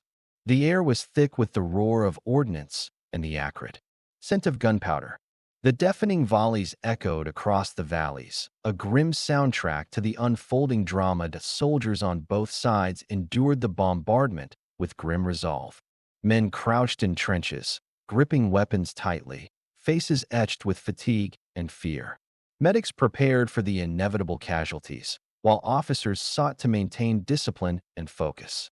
The Union commanders, notably General George Meade and his corps leaders, worked feverishly to anticipate Lee's intentions, fortify vulnerable points, and ready their men for the impending storm. The Union line, stretched and strained by days of fighting, braced itself for the unknown. Rumors and speculations ran rampant. What would Lee attempt next? Was this the prelude to a renewed infantry assault? The silence between the cannon blasts was heavy with foreboding. Yet beneath the apprehension, there was a steely determination. The men who had endured so much were prepared to meet whatever challenge lay ahead. Throughout the morning, the artillery duel raged, setting the stage for the decisive events of July 3rd. The cannonade was not merely an exchange of fire. It was a psychological battle, testing nerves and willpower, inflicting damage while probing defenses. It revealed the evolving nature of warfare, where massive firepower sought to dictate the terms of engagement before men faced each other directly. As the sun climbed higher, the fields around Gettysburg bore witness to the grinding preparations of two armies at a crossroads. The soldiers, commanders, and civilians alike sensed the momentous weight of the day. July 3rd promised to be a climax not only in the battle but in the very struggle that had torn a nation apart. In the gathering haze of smoke and anticipation, the men held their breath. The guns roared. The earth shook. The battle for Gettysburg, and for the fate of America, stood on the brink of its most harrowing hour. Chapter 18. The High Water Mark. Pickett's Charge. On the afternoon of July 3rd, 1863, beneath a sky heavy with smoke and tension, a force of approximately 12,500 Confederate soldiers assembled along the far edge of an open field, south of Cemetery Ridge. This mass of men, drawn from three brigades commanded by Generals George Pickett, James Kemper, and Richard Garnett, stood poised to undertake one of the most daring and desperate assaults of the Civil War. Their objective was clear yet daunting: to march across nearly a mile of exposed terrain and breach the heart of the Union line. As the order was given, the Confederate troops moved forward in disciplined formation, their colors fluttering in the hot July air. The ground beneath their boots was scarred from days of battle, trampled and churned by artillery and infantry movements. What awaited them was a deadly gauntlet. Union artillery batteries, massed riflemen, and fortified defensive positions all prepared to meet their advance with unrelenting fire from the outset. The assaulters faced a barrage that seemed to shake the very earth. Union artillery unleashed devastating volleys, shells exploding overhead and in front of the lines, tearing men from their ranks and scattering formations. Cannonballs tore through the dense columns of soldiers, horses, and equipment, leaving devastation in their wake. The thunderous roar of ordnance was accompanied by the crackle of musket fire, as riflemen swept the field with deadly accuracy. Despite the carnage, the Confederates pressed on, driven by duty, honor, and the hope of turning the tide of the battle. Their advance was a grim testament to human courage under fire. Step by agonizing step, they crossed the open expanse, heads bowed against the storm of lead and steel. The unity of their advance, once proud and orderly, began to falter under the relentless assault. Men fell in droves, formations broke, and the lines stretched thin. As the Confederates neared the Union positions, the fighting intensified. The focal point of the assault became known as the angle, a slight bend in the stone wall that marked a critical defensive position. Here, the Confederates surged forward in a desperate attempt to breach the line. The ground became a crucible of violence, where disciplined volley fire gave way to brutal hand-to-hand combat. Bayonets clashed, rifles were wielded as clubs, and soldiers grappled in fierce, chaotic struggle. The air was thick with smoke, sweat, and the metallic tang of blood. Commanders shouted orders over the din, trying to rally their men amid the chaos. The Union defenders, including elements of the famed Gibraltar Brigade, fought with grim determination to hold their ground. Every inch of the angle was contested with ferocity amid the turmoil. Acts of extraordinary bravery emerged. Soldiers on both sides faced death with a mixture of fear and resolve, often fighting beside comrades who would not survive the day. The bitter combat at the angles symbolized the high-water mark of the Confederate offensive, the closest they would come to shattering the Union line and seizing victory at Gettysburg. Yet, despite the courage and sacrifice displayed, the Confederate assault ultimately faltered. Exhausted and depleted, the attackers were repelled, forced to retreat under heavy fire. The fields before Cemetery Ridge became strewn with the fallen, the silent witnesses to a moment that would mark the turning point of the Civil War. Pickett's charge stands as a vivid and tragic emblem of valor and futility, an assault of staggering boldness and devastating loss. It was a gamble that, once made, could not be undone. The failure of the charge signaled the waning of Confederate hopes at Gettysburg and began a shift in the momentum of the war. As the smoke cleared and silence settled over the battlefield, the high water mark was etched not only in the soil but in the memory of a nation torn by conflict. It was a moment that revealed the price of ambition and the limits of courage in the face of overwhelming odds. A poignant chapter in the story of a nation fighting for its very soul. Chapter 19. A charge repulsed. The turning point. The afternoon of July 3, 1863, bore witness to a moment that would echo through the corridors of history. The repulse of Pickett's charge, a defining turning point in the Battle of Gettysburg, and arguably the Civil War itself.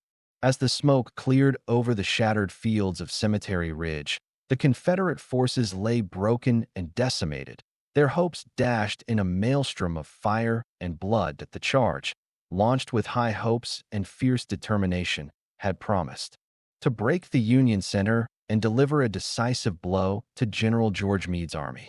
Instead, it met a wall of relentless resistance. Union artillery and rifle fire tore through the advancing ranks with brutal efficiency. What began as a proud and orderly advance quickly dissolved into chaos. Soldiers overwhelmed by the storm of lead, formations scattered, and men falling in their thousands. Pickett's division, once a symbol of Confederate pride, was reduced to fragments. Of the 5,000 men who began the charge under General George Pickett's command, fewer than 2,000 returned to their lines. Entire brigades were wiped out or severely crippled. The fields that had been the stage for this desperate gambit became a graveyard for young men, many of whom had marched forward with the belief that their valor could turn the tide of war. The failure of the charge rippled through the Confederate ranks. Soldiers who had survived carried the burden of loss and shattered morale. Commanders grappled with the stark reality that their grand offensive had faltered at its most crucial moment. The defeat was not just tactical, it was a psychological blow that shook the confidence of Lee's army. In the aftermath, General Robert E. Lee's response was one of somber acceptance and deep personal responsibility. Standing amidst the devastation, he is said to have remarked quietly, "It's all my fault." These words captured the gravity of the moment. Lee's recognition that the gamble he had taken, the audacious frontal assault he had ordered, had failed with profound consequences. Lee's acknowledgement was more than a statement of blame. It was a reflection of the weight of command. As the leader of the Confederate forces, he bore the burden for the lives lost and the hopes extinguished. On that field, the phrase resonated through history as a testament to the tragic costs of war and the heavy toll borne by those who lead men into battle. The repulse of Pickett's charge marked the beginning of the end for the Confederate campaign at Gettysburg. With their forces shattered and morale shaken, Lee's army was forced into a defensive posture. The momentum shifted unmistakably in favor of the Union. The battle that had begun as a contest of wills was drawing toward a conclusion that would shape the future of the nation. For the Union Army, the repulse was a moment of relief and renewed vigor. The steadfast defense along Cemetery Ridge had held firm against overwhelming odds. The sacrifices of countless soldiers had not been in vain. As the sun set on July 3rd, the Union forces prepared to press their advantage, emboldened by the resilience and courage that had carried them through the darkest hours. The fields of Gettysburg, once vibrant with the sounds of marching armies and battle cries, now lay silent beneath the twilight. The high water mark of the Confederacy had been reached and repulsed. The tide of war was turning, and with it, the fate of a divided America hung in the balance. This turning point, forged in blood and courage, remains one of the most poignant chapters in the story of Gettysburg. It reminds us that in the crucible of conflict, the fate of armies and nations can hinge on moments of valor, decisions weighed in the shadow of uncertainty, and the enduring human spirit to endure even in defeat. Chapter 20. Aftermath. Silence over the fields. As the guns fell silent on the evening of July 3rd, 1863, an eerie quiet settled over the scarred fields of Gettysburg. The cacophony of battle, which had raged for 3 relentless days, gave way to a heavy stillness, one weighed down by loss, exhaustion, and the grim task that lay ahead. Beneath the fading light, the two armies faced a sobering reality. The cost of their struggle was etched deeply into the soil and the souls of those who survived. Both sides immediately turned their attention to the wounded, friends and foes alike, whose cries for help pierced the quiet. On the Union side, medics, chaplains, and volunteers moved tirelessly among the broken men.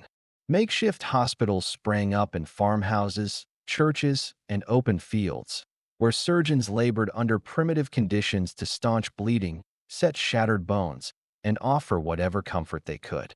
The suffering was immense. Wounds ranged from the devastating to the mortal, and the sheer volume overwhelmed the resources available. Confederate soldiers, too, tended to their wounded amid the chaos of retreat and regrouping.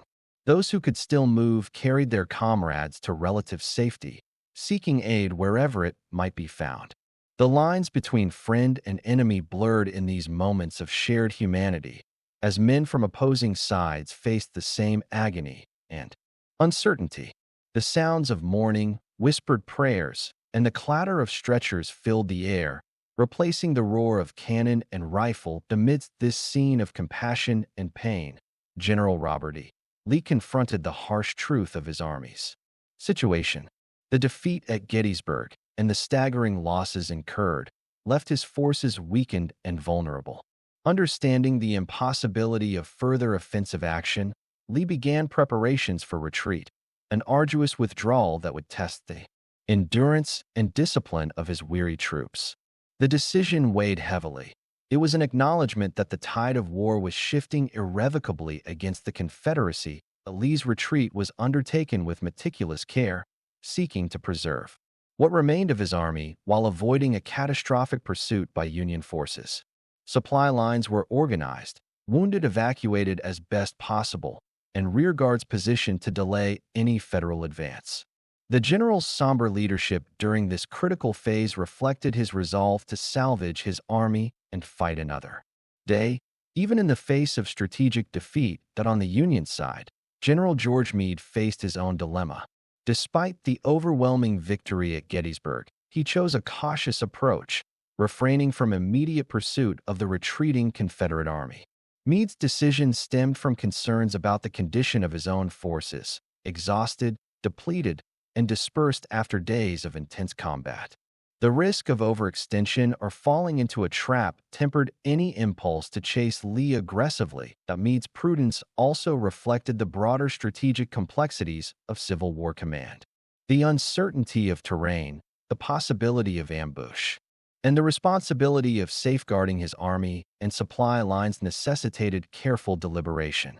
While some criticized the lack of immediate pursuit, Meade's choice underscored the delicate balance between aggression and caution that defined leadership in war. That the aftermath of Gettysburg was a tableau of contradictions, triumph, and tragedy, intertwined on a battlefield soaked with sacrifice. The silence over the fields was not merely an absence of noise, but a profound moment of reckoning. It was a time for mourning the fallen, tending the living, and contemplating the path forward in a conflict that had already claimed too much. As night deepened, the armies began to move, Confederates withdrawing toward the safety of Virginia, and Union forces consolidating their gains. The battle had ended, but its consequences rippled far beyond the immediate horizon. Gettysburg marked a turning point, a moment when hope and despair collided, and the future of a nation hung precariously in the balance. In the stillness that followed, the true cost of the conflict was made painfully clear, not in statistics or reports, but in the human lives forever altered, the families torn apart, and the land forever changed. Silence reigned over the fields of Gettysburg, a solemn reminder that in war, victory and loss are inseparable, and peace is forged only through sacrifice. Chapter 21. The Cost of 3 Days. The Battle of Gettysburg left a wound on the American nation that ran far deeper than the fields of Pennsylvania. Over the course of just 3 harrowing days in July 1863, more than 51,000 soldiers, Union and Confederate alike, were killed, wounded, or missing. This staggering toll, unimaginable to many at the time, forever altered the lives of countless families and communities across a divided country. That the scale of human suffering defies simple numbers. Behind every casualty was a story: a father who would never return home, a son struck down in the prime of youth, a brother missing amidst the chaos of battle. The anguish experienced by families was compounded by the uncertainty of war. News of loved ones was often delayed, incomplete, or never came at all. The anguish of waiting for word, the shock of loss, and the burden of grief became shared threads in the fabric of American life. The battlefields themselves bore silent witness to the immense cost. Once vibrant farmland and quiet hillsides became transformed into mass graves, the earth soaked with the blood of those who fought and fell. The process of burying the dead was overwhelming. Temporary graves hastily dug, bodies interred amid the detritus of war. The magnitude of death strained the resources of local communities, soldiers, and medical personnel alike. That families who had followed the conflict anxiously now faced the grim task of mourning, often without closure. For many, their sons and fathers never returned, lost in the confusion or captured as prisoners. Letters, diaries, and eyewitness accounts speak to the profound sorrow and resilience of those left behind, who carried the memory of their loved ones into the uncertain future. That beyond the immediate circle of loss, the battle's aftermath had lasting social and cultural impacts. Communities were shaped by the absence of men, by the shared trauma, and by the stories of valor and sacrifice.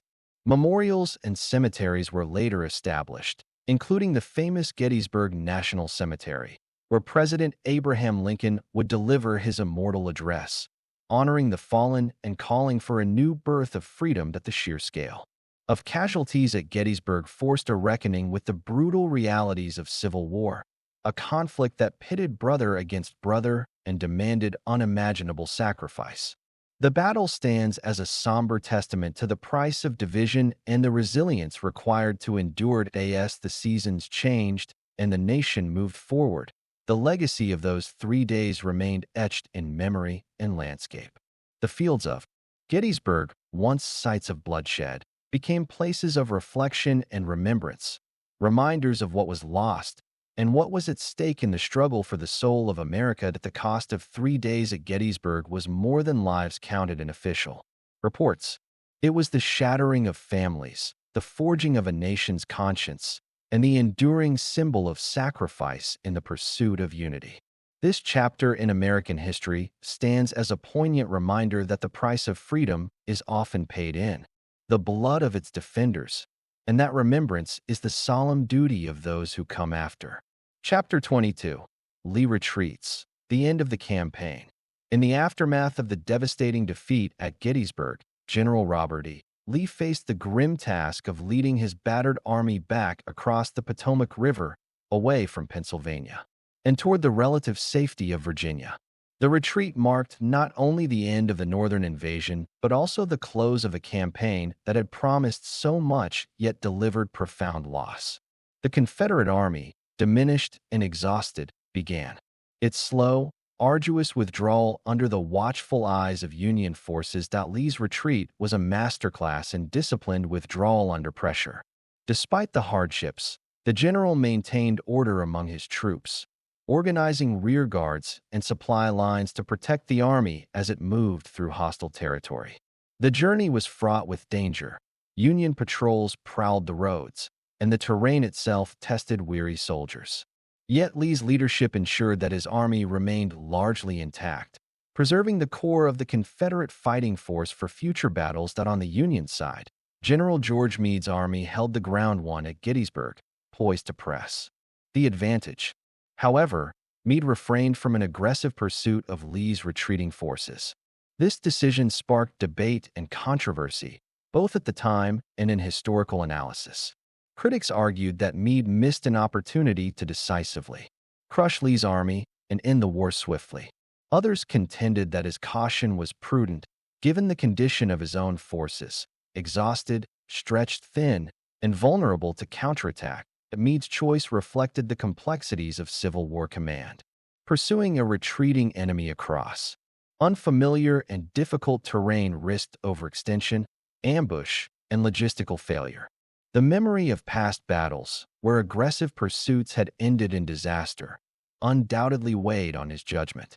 Moreover, the political and military leadership in Washington was cautious, favoring preservation of the army over reckless advances. This cautious approach, while frustrating to some, underscored the delicate balance between boldness and prudence required of commanders.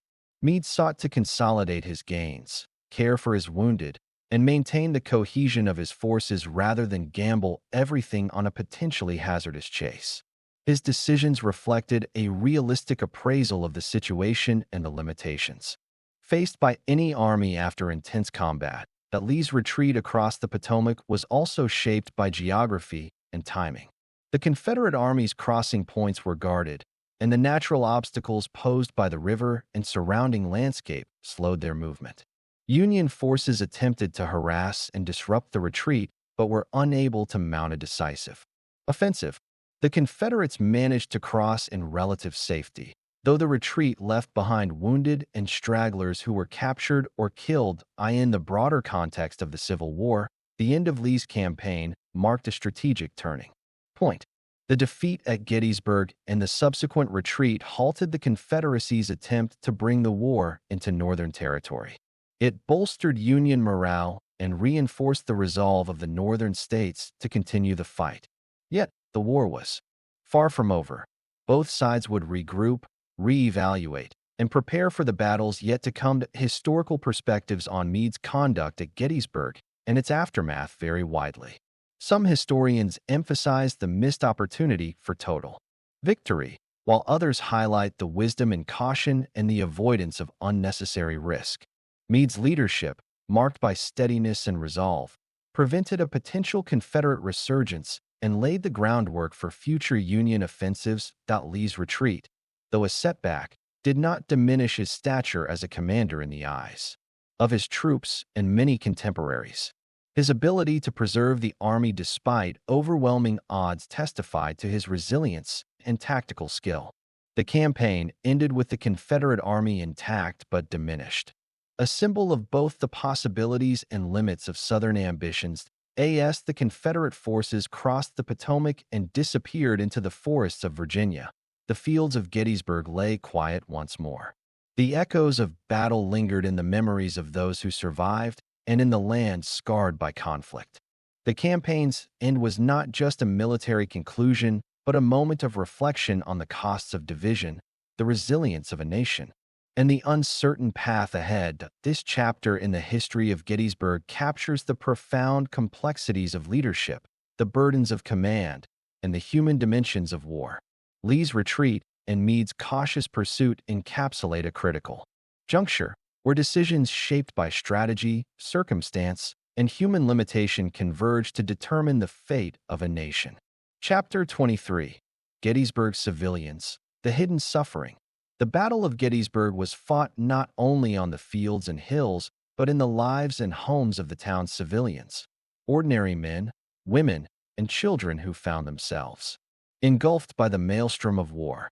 Their stories, often overshadowed by the grand strategies and heroic deeds of generals and soldiers, reveal a quieter, yet no less profound, suffering. The people of Gettysburg endured fear, loss, and devastation, while displaying remarkable resilience and compassion amid unimaginable hardship. In the days leading up to the battle, the town of Gettysburg was a peaceful farming community, its rhythms dictated by the seasons and the labor of its inhabitants. But the arrival of two massive armies shattered this tranquility. As Confederate and Union forces converged on the area, civilians were caught between opposing armies, their homes suddenly transformed into strategic positions or battlefields. Many fled, seeking safety in surrounding areas. But for those who stayed, life became a desperate struggle for survival. Fear was a constant companion. The thunder of cannon fire and the rattle of musket volleys echoed through the streets and countryside. Windows shattered from stray bullets, buildings trembled with the shock of nearby explosions, and the cries of the wounded filled the air. Families huddled in cellars or behind stone walls, uncertain if they would live to see the dawn. Rumors and reports of advancing troops and skirmishes spread quickly, stoking anxiety and confusion. Amid this chaos, the civilians of Gettysburg stepped into roles that transcended their ordinary lives. Farmhouses, schools, churches, and even private homes were transformed into makeshift hospitals, where the wounded were brought in staggering numbers. Women, many with no formal medical training, became nurses and caregivers, tending to broken bodies with limited supplies and endless compassion. These efforts were often carried out under harrowing conditions, scarce food, inadequate sanitation, and the constant threat of renewed fighting. The transformation of farms into hospitals was both a blessing and a curse. While they provided critical refuge for the injured, they also subjected the land and livestock to strain. Crops were trampled by marching soldiers and the movement of artillery, barns filled with wounded men rather than animals, and fields stained with blood. The toll on the local economy and the environment was severe, with recovery taking years beyond the battles, and local residents also grappled with the destruction of property and the loss of personal possessions. Homes were damaged or commandeered, belongings lost or looted amidst the turmoil. For many, the war intruded upon the sacred space of family and hearth, leaving scars that no rebuilding could fully erase. Yet, amidst destruction, acts of kindness and solidarity emerged. Neighbors shared what little they had, strangers offered shelter, and communities came together in the face of adversity. The stories of civilians at Gettysburg reveal the profound human cost of war beyond the battlefield. Their experiences illuminate the intersection of private suffering and public conflict, how war invades daily life and transforms it irrevocably. Through letters, diaries, and oral histories, the voices of Gettysburg's people tell of endurance, loss, and the quiet heroism of ordinary lives caught in extraordinary times. As the armies departed and the battlefields grew silent, the town faced the daunting task of healing, rebuilding homes, restoring farms, and caring for the lingering wounded demanded resilience and determination. Memorials and cemeteries would later commemorate the fallen soldiers, but the invisible wounds borne by civilians persisted, a lasting testament to the hidden suffering of war. The legacy of Gettysburg's civilians challenges us to remember that the cost of conflict is not measured solely in strategy or casualty lists, but in the upheaval of communities and the endurance of human spirit. Their stories deepen our understanding of the battle's impact, enriching the historical record with the voices of those who lived through the storm, not as warriors, but as witnesses and survivors. In the quiet moments between history's great battles, it is these human stories that endure. The hidden suffering of Gettysburg civilians stands as a solemn reminder of war's reach, how it touches every life, alters every landscape, and demands a reckoning that extends far beyond. The battlefield. Chapter 24. Lincoln's words. The Gettysburg Address. In November of 1863, months after the bloodshed at Gettysburg had ceased, President Abraham Lincoln made a solemn journey to the hallowed grounds of the battlefield. The visit was not only a gesture of respect for the fallen, but a pivotal moment in the story of the Civil War, an occasion that would transform a site of tragedy into a symbol of national purpose and renewal. On that cold autumn day, Lincoln delivered what would become one of the most enduring speeches in American history. The Gettysburg Address. The address itself was brief, comprising just 272 words, yet its impact was profound and far-reaching. Standing before the gathered crowd at the dedication of the Gettysburg National Cemetery, Lincoln spoke with a quiet dignity and unyielding resolve.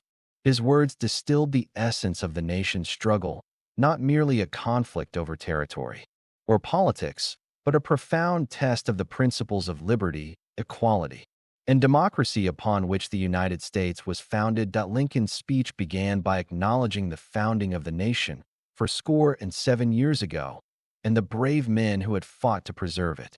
He then framed the Civil War as a struggle to determine whether a nation conceived in liberty and dedicated to the proposition that all men are created equal could endure. His language was measured, yet charged with the weight of history and moral clarity. Perhaps the most famous phrase emerged as a call to action and hope, a new birth of freedom.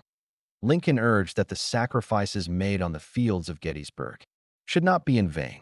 The dead had consecrated the ground far beyond the ability of any speech or ceremony. It was now the living's responsibility to be dedicated to the unfinished work of ensuring that government of the people, by the people, for the people, shall not perish from the earth. This address redefined the meaning of the Civil War. For many Americans, it transformed a bitter and costly conflict into a struggle with a higher purpose, a fight not only to preserve the Union, but to realize the ideals of freedom and equality. Lincoln's words resonated deeply, offering solace and inspiration amid the grief and uncertainty that shadowed the nation. The legacy of the Gettysburg Address endures to this day. It stands as a testament to the power of concise, heartfelt expression to capture the spirit of a people in a moment. Lincoln's vision helped to frame the Civil War as a crucible through which America would be reborn, stronger and more committed to its founding ideals. As the years passed, the battlefield became a sacred place of remembrance, and Lincoln's words continued to echo in the hearts of those who sought to understand the true cost and meaning of freedom. The Gettysburg Address reminds us that history is not only shaped by grand events, but by the ideas and words that give those events lasting significance. In just a few sentences, Lincoln redefined the war, the nation, and the promise of America itself. Chapter 25. Legacy of Gettysburg, a nation transformed. The Battle of Gettysburg stands as one of the most pivotal moments in American history, a fierce clash that did not merely mark a turning point in a bloody civil war, but also reshaped the very identity of a nation struggling to define itself. Over the course of 3 brutal days in July 1863, the fields and hills of Pennsylvania bore witness to a conflict so intense, so decisive, that its echoes continue to resonate through the fabric of American memory. Yet, the legacy of Gettysburg is a complex tapestry, woven with threads of myth and reality, sacrifice and triumph, sorrow and hope. Many. Gettysburg represents the high-water mark of the Confederacy, a last desperate surge to break the Union's resolve and alter the course of the war. Lee's invasion of the North was bold, ambitious, and fraught with risk, and its failure signaled a crucial shift in momentum. The Confederate Army's retreat marked the beginning of the end for Southern hopes of independence. The Union's victory bolstered Northern morale and strengthened the resolve to see the conflict through to its conclusion. In this light, Gettysburg is rightly viewed as a turning point, where the tides of war turned inexorably against the Confederacy. Yet, history demands a nuanced understanding that goes beyond simplistic narratives. The myth of Gettysburg as a singular, glorious moment of American unity and valor obscures the brutal realities of war, the staggering human cost, the uncertainties of command, and the ambiguities of victory. The battle was marked by moments of hesitation, missed opportunities, and immense suffering on both sides. The victors faced their own challenges, including leadership debates, logistical hurdles, and the heavy burden of caring for tens of thousands of wounded and dead at the battlefield. Itself became sacred ground, a hallowed place where the sacrifices of thousands were etched into the landscape. In the years following the war, efforts to preserve and memorialize Gettysburg transformed it into a symbol of national reconciliation and remembrance. Monuments and cemeteries rose where soldiers had fallen, and annual commemorations brought veterans, families, and citizens together to honor the past. These acts of remembrance shaped the collective memory of Gettysburg, imbuing it with a sense of reverence that transcended the divisions of the war. This sacredness was further cemented by the words of Abraham Lincoln, whose Gettysburg Address gave voice to the nation's hopes and ideals. His vision of a new birth of freedom infused the site with meaning far beyond military victory. Gettysburg became not only a reminder of what was lost, but a beacon for what might yet be achieved, a more perfect union dedicated to liberty and equality. That the lasting memory of Gettysburg occupies a central place in American identity. It is a story of courage and sacrifice, of a nation tested by internal conflict and striving to emerge whole. The battle's legacy is taught in schools, commemorated in ceremonies, and reflected upon in literature and film. It serves as a reminder of the cost of division and the enduring quest for unity and justice. Yet, the legacy of Gettysburg also invites reflection on the complexities of history, the interplay of myth and fact, the limits of memory, and the ongoing struggle to understand a past marked by both heroism and horror. It challenges us to look beyond the monuments and speeches, to listen to the voices of those who fought, those who suffered, and those who lived through the storm. In contemplating Gettysburg's legacy, we confront the profound truth that the making of a nation is neither simple nor swift. It is a process forged in the crucible of conflict and sacrifice, shaped by human frailty and resilience. Gettysburg reminds us that history is alive, its meaning evolving as each generation seeks to draw lessons and inspiration from the past. As we stand on the fields where so many gave their lives, we are called to remember not only the battle itself, but the larger journey it represents, the struggle for a united, free, and just America. Gettysburg's legacy endures as a testament to the price paid for that ideal and the enduring hope that it might one day be fully realized.